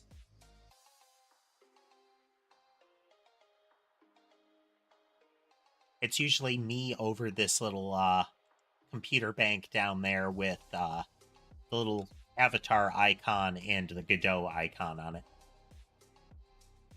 Okay, so now we don't want them pushing, we want them rotating away from it. Welcome back, Durgan. I say Durgan, but do you mean dragon?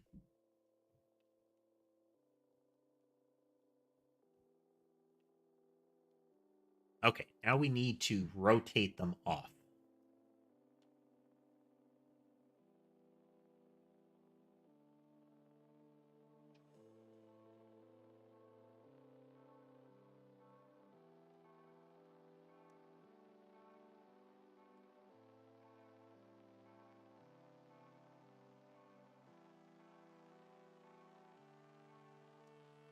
It's from a...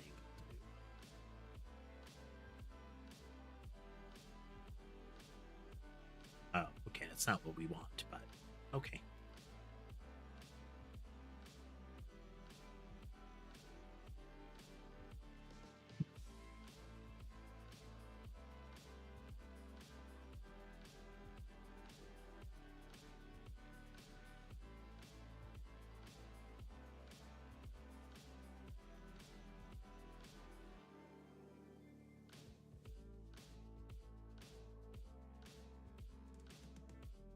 What happens if we do this?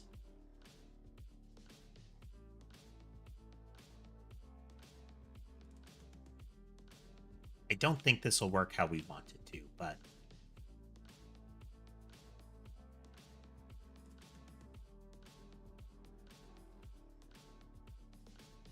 That doesn't seem like it actually changed.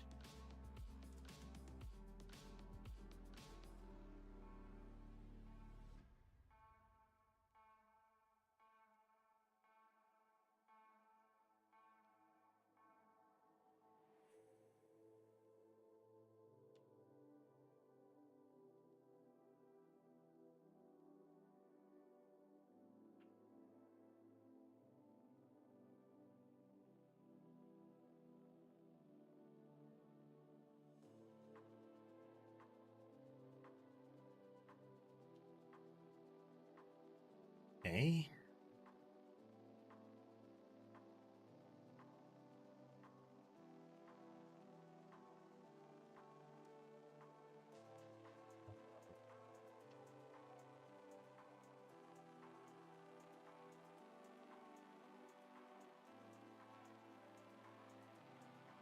What are we doing wrong here?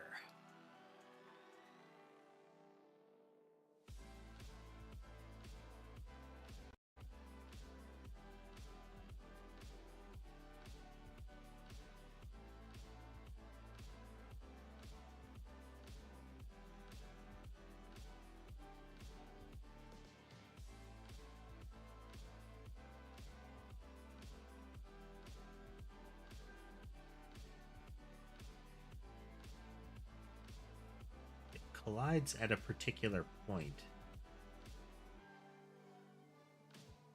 We can push away from that point.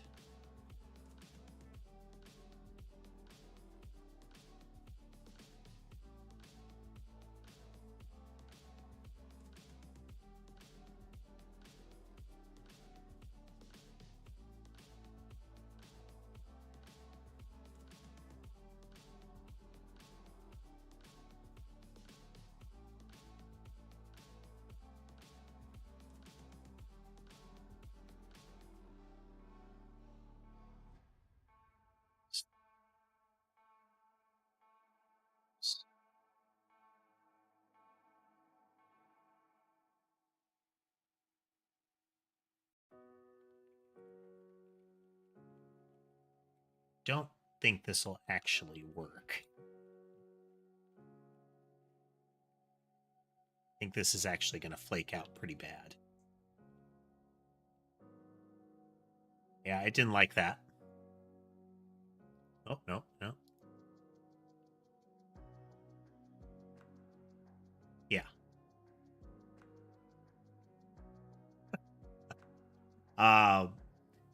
In the actual game, if one of the creatures touches you, you start to lose health.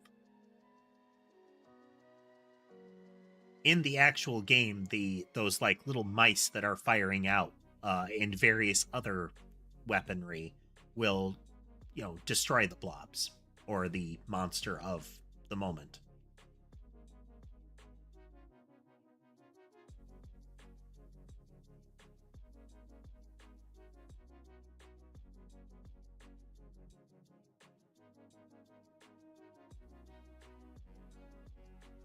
Okay, so we have a collision point.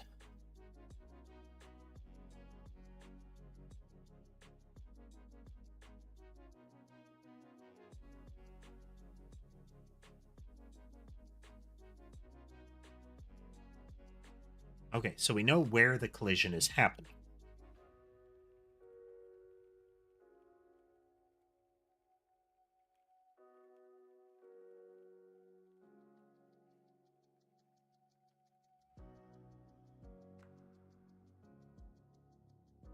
Which is the point at which the arrow will touch it. Which we want to lean away from. We want to rotate away from that.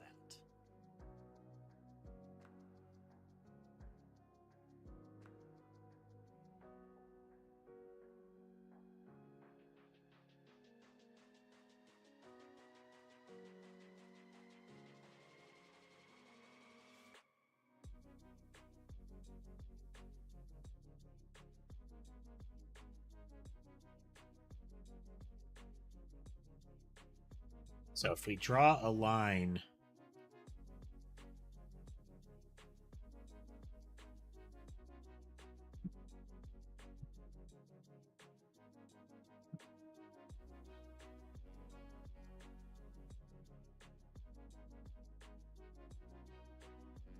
dot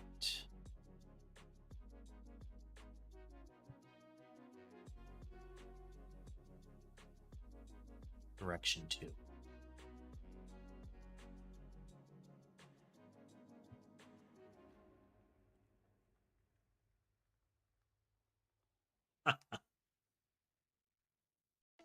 The slime creatures are a placeholder for the moment. Slime creatures will show up in a particular circumstance. Um, the actual main character is like a little robot.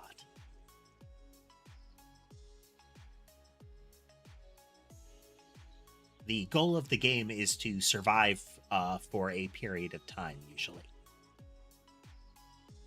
There will be some more nuance added once we've got the basic systems of the game in place. Okay, so we have a direction from the entity to the collision point.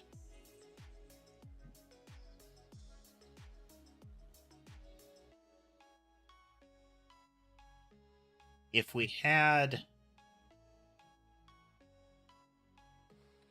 treat this as a triangle of where we're moving, and like we want to push it away from that. So we want the vector between the collision point and where we're going to end up. Okay.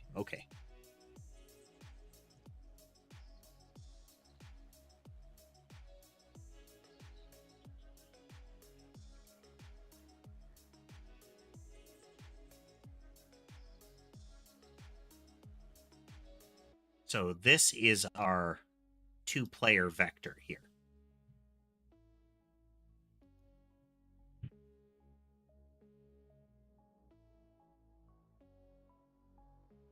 This is our vector. This is where we're pointed.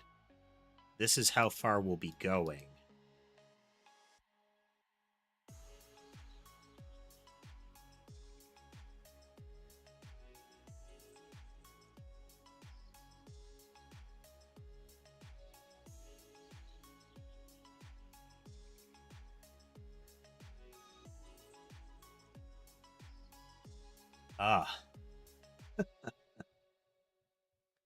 What I'm trying to do is avoiding having to go in and look this up again, because I don't have a good source for it right now. I should have written things down, but I didn't think we'd be able to do this.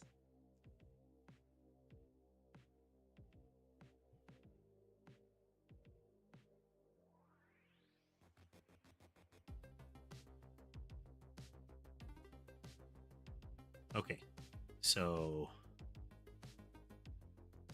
let's double check this. Okay, normalized. That's fine. That's fine. That's what we want.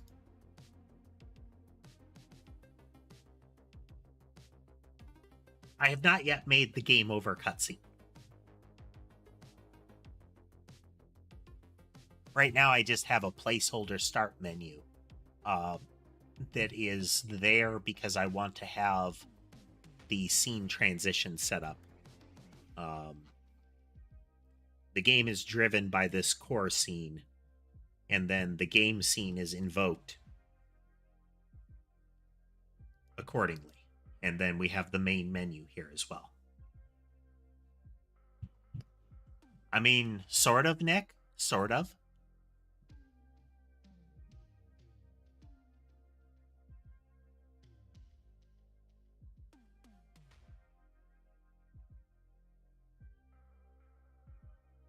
We have the point of the collision. We want to... we are trying to do flocking motion with our enemies here. And we want them to steer away from each other.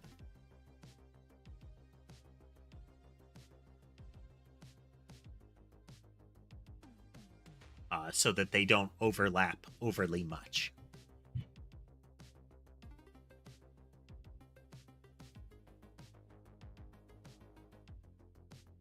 But I'm blanking on how to make that happen.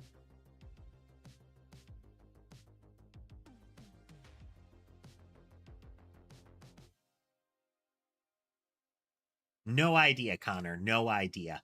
We're still very much in like early alpha kind of development. potentially more like pre-alpha, you know?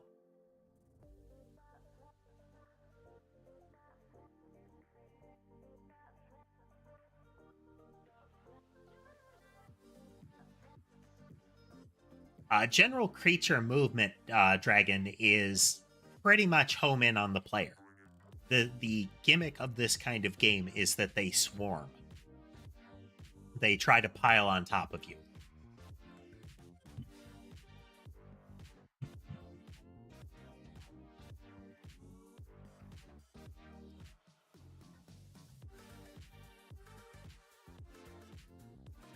So the movement direction is pretty much straight towards the player as fast as possible.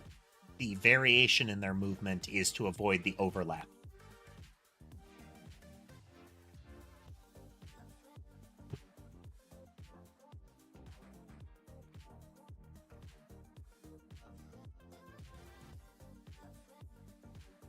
Yeah, very early testing. We're still in the stage where we're putting the bones of it together. We're designing those bones.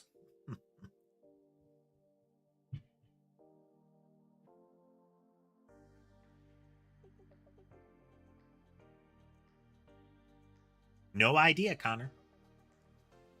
I don't know if there actually will be a final boss. The Vampire Survivors game end state was that a Grim Reaper generally killed you. There was kind of a second tier Grim Reaper if you did a very particular way to defeat the first one. But I don't know if that's how this is going to end. There is more likely to just be a end kind of state cutscene.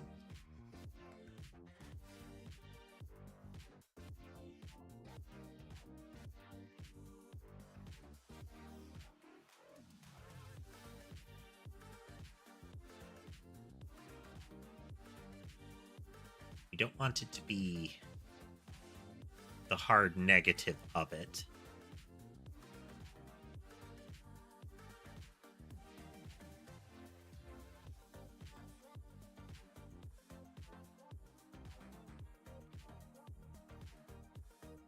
I don't often have to do this kind of spatial math in my head, and it's making things slow.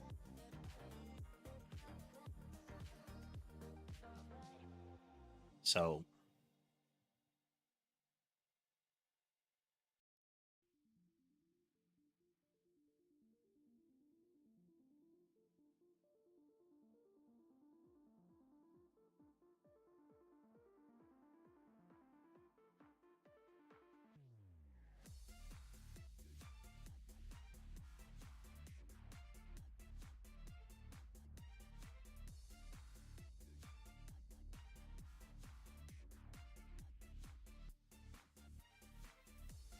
the collision happens.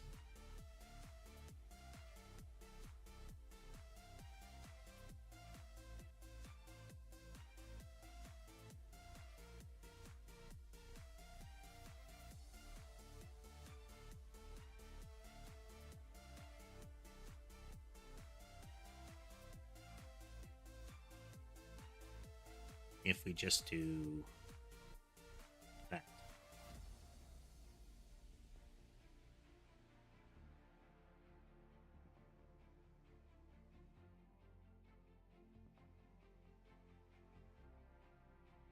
Hey, now we get them to run into each other.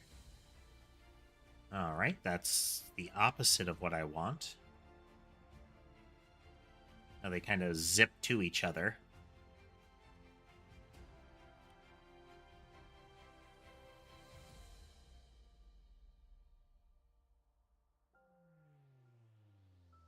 Hey there, Copper. About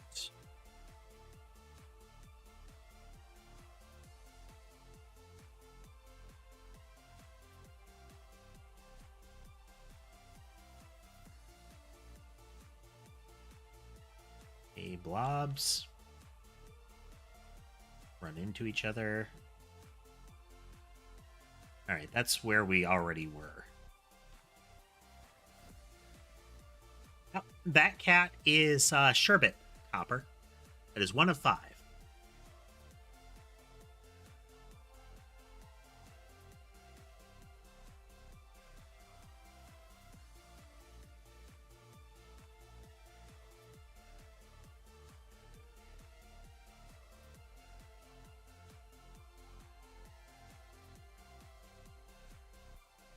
we're looking for is that we're looking for the angle between them. We're making this game, Copper. We are developing a Vampire Survivors style game. So a bullet heaven style game.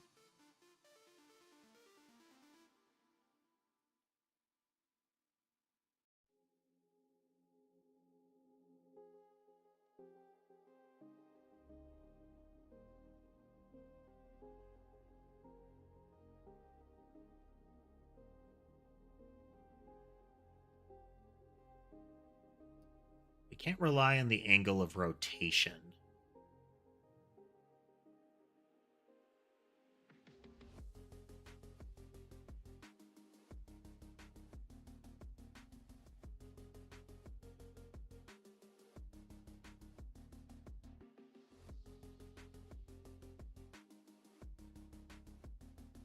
We get the angle to it.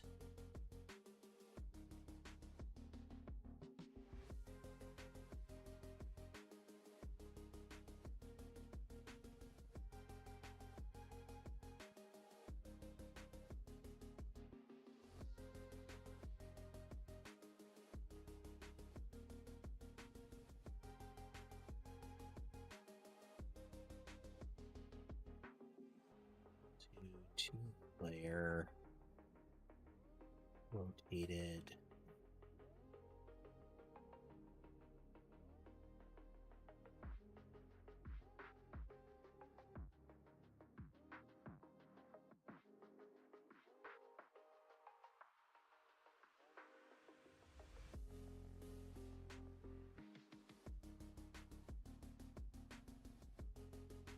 Player angle 2.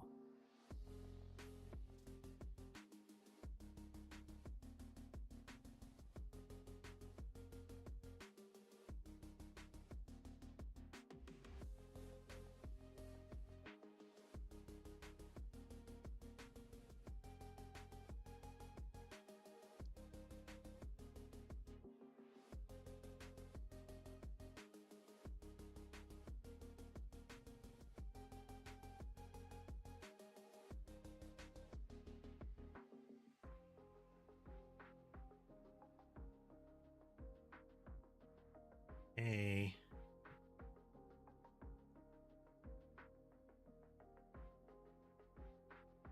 Reverse that.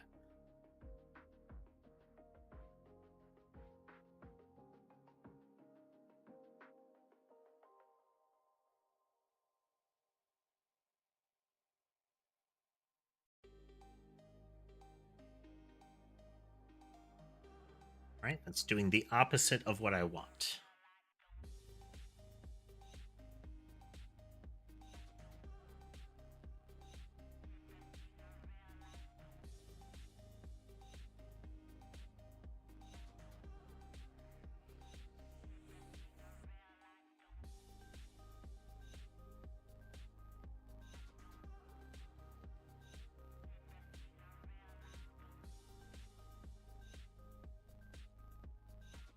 Well, Copper, the game development generally starts with that kind of thing, and then you decide whether you want to follow through and start the process.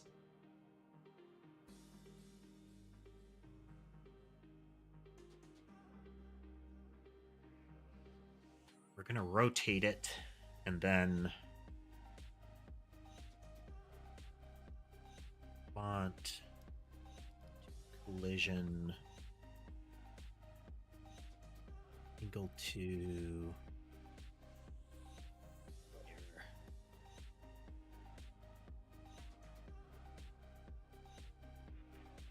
How long have I been doing stuff like this? I've been coding this on stream for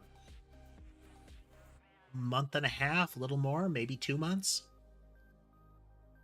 Hey there, Nugget. Welcome back.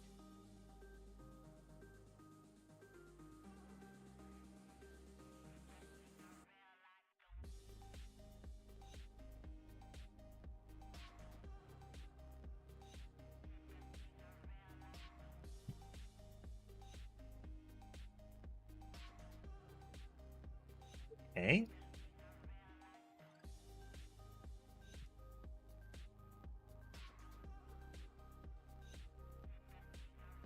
Let's amplify it.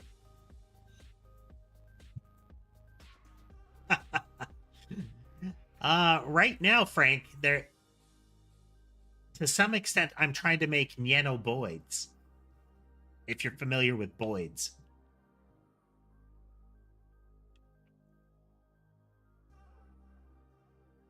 It depends on what you're doing, Connor. Part of why it's taking us so long with this is that I don't know GDScript or Godot in general.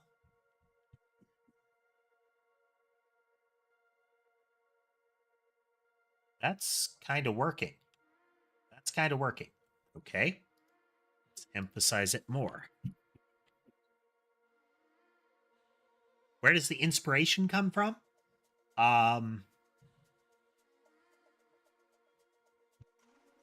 What would it be? Well, so I like cats, as might be apparent. And so at some point I decided on the idea of a cat bot, which is the little thing you can see in the middle of the screen here. And it sort of snowballed from there. And then I decided that I wanted to make this game, and I like Survivor style games, so.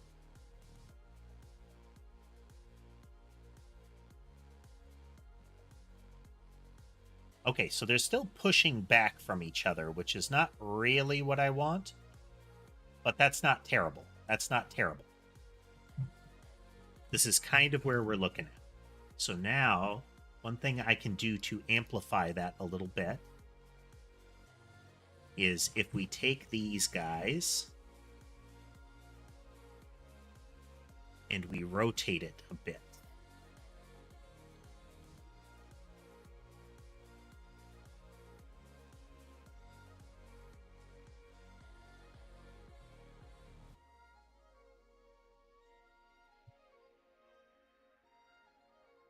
It wouldn't be that. Fine, it'll be that for now. We're simplifying. We're simplifying.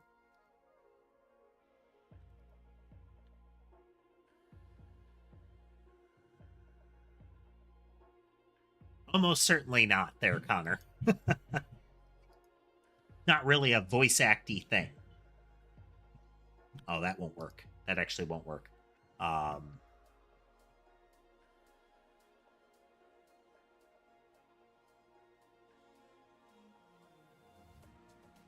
Rotated the whole thing.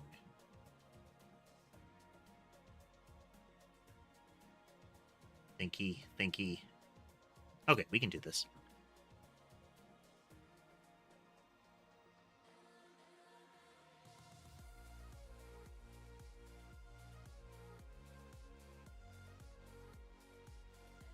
It's not the X that we want. It's not the X that we want.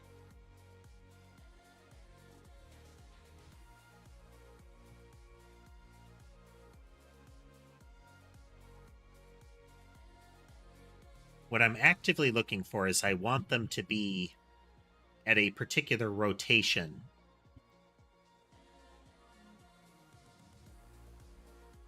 And just change their actual length.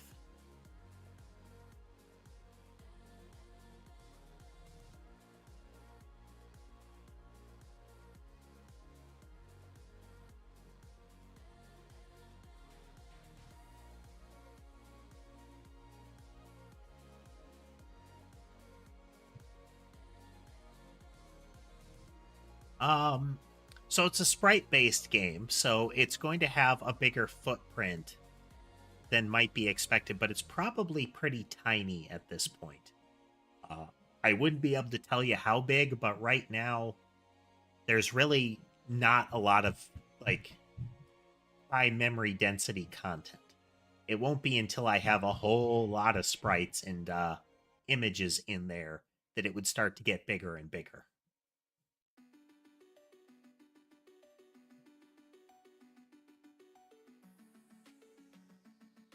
If okay, I think I can do this. So we are going to do -50, and it's at 0. We're going to do 50 and 0. Okay. So then we do, in the script, we do each vector is equal to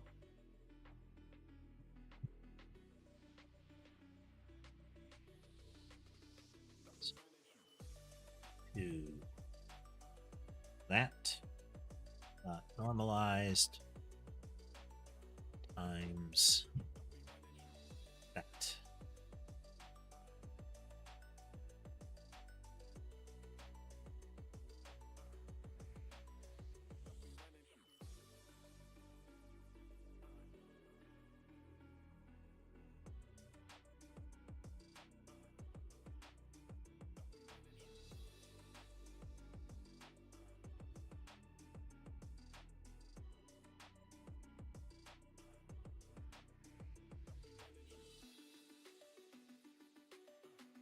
Okay, so they're still glancing off of each other more than rotating. So I don't have quite the swarming logic that I want, but this is a good starting point, I think. We're in really good shape in this regard. Oh, right, let's stress test it.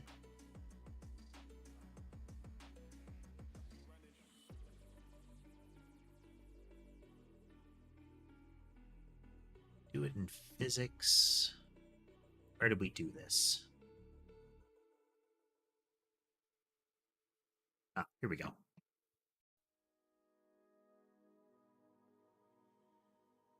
Um, 10 times a second.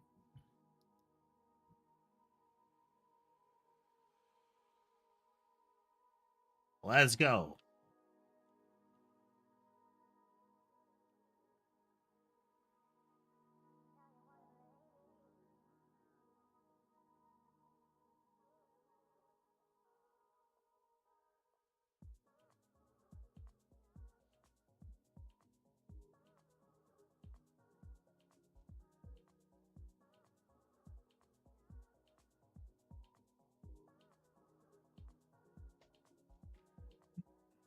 We wouldn't be doing 10 times per second.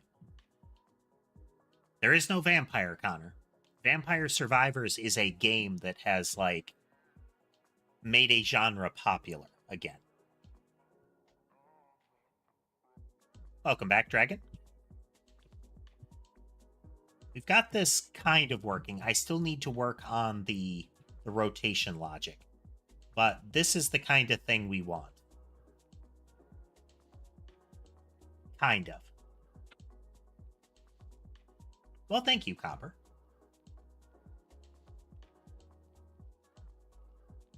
Just here.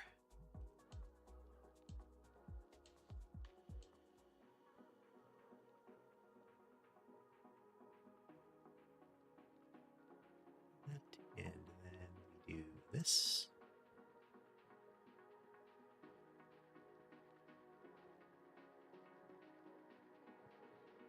Done and done. Okay, we're at 800 creatures with vector logic. No real noticeable drop in frames. Let's take a look at our debugger. We do have some errors going on.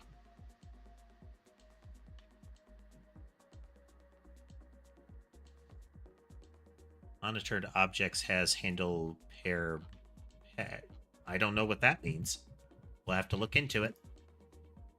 Okay, frames per second is starting to drop. We have over 1,000 creatures, which is already too many. But we don't have any culling going on. We're sitting at about 22 frames per second once we hit about 1,200, which is, again, way more than we'll ever have. Okay, so we're going to have to change the culling logic if we look at our game world. Normally, anything that would hit these boxes goes away. So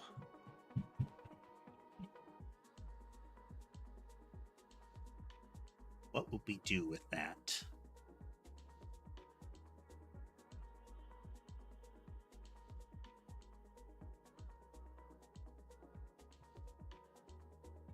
I wonder if we can unbind, make the frames per second unbound here.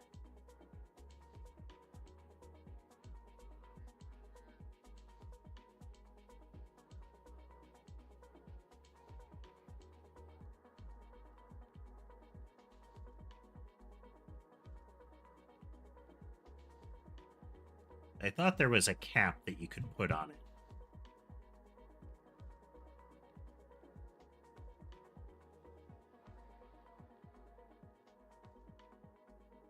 It's physics ticks per second, which doesn't count. This is a special physics engine that I'm using.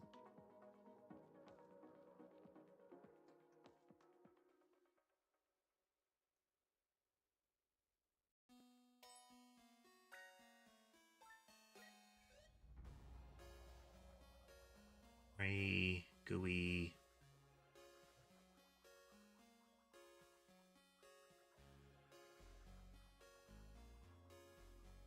Well, we'll look at that later. Hey there, Saul. We'll look at that part later.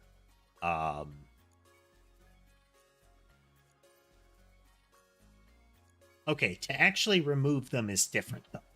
So, one of the things that changed today is... Where is it hiding? Test mob.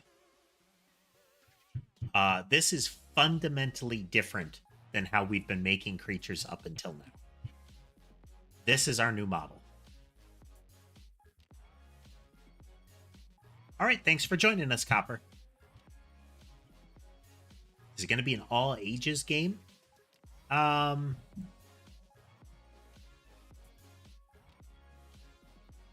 don't expect to put any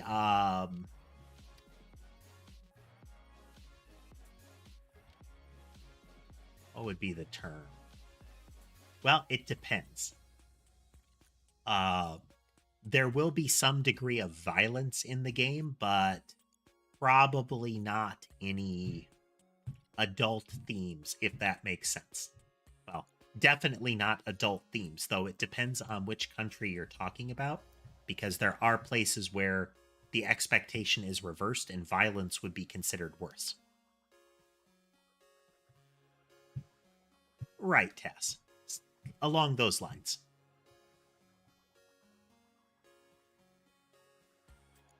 Okay, so we still need to work on the flocking behavior to get the arrows functional.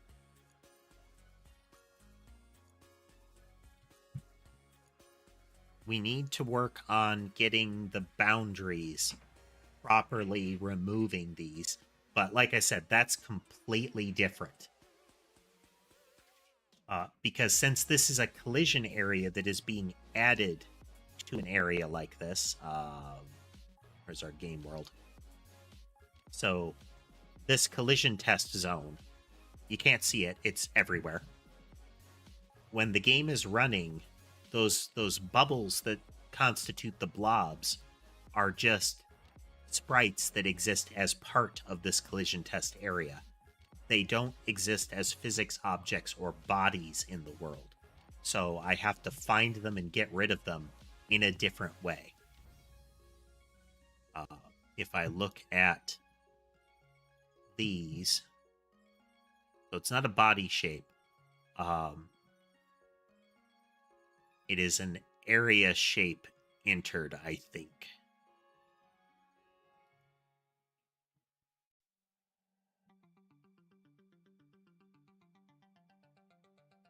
So this area entered that area. That's not what we want.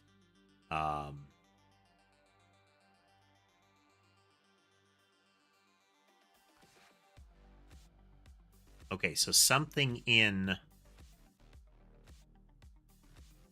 area ID that we got in that area entered the shape index. Then we have to get that index and we have to remove that index and get rid of it.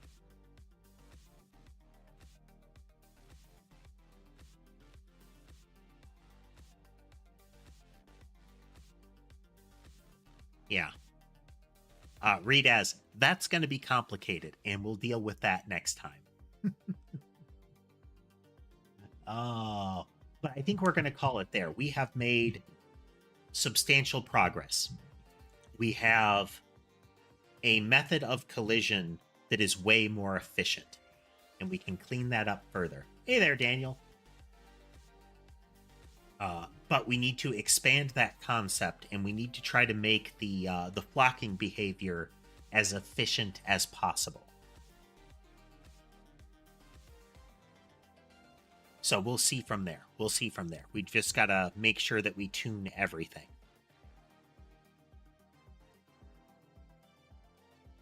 Yeah.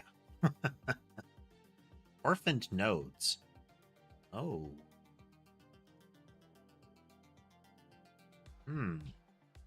Well, that's a later problem. That's a later problem. Dear. Okay. So this was the last stream of the week. We're going to be heading into the next one with the same general coding schedule, which will be, if nothing goes wrong and I don't have to change anything, which happens all the time, will be Tuesday, Wednesday, Friday, Saturday, Sunday. That will be 4 p.m. U.S. Central for coding, and then around noon U.S. Central is when I do a gaming stream. We sometimes run long with the coding streams, and we'll sometimes start early with the gaming streams, but no guarantee on that. We finished For Your Tranquility earlier today, so we're going to be starting in... I want to get some Ace Attorney in next week, and then we're going to try to find some other stuff to weave in as well. But yeah, if you like what you saw and would like to see more, remember to like, follow, subscribe, hit those good buttons that are generally to the side or down below the stream, wherever they are for the platform of your choice. It will help you find more stuff like this in the future. And then maybe I will see you on the next stream. So have a good rest of your day, everybody.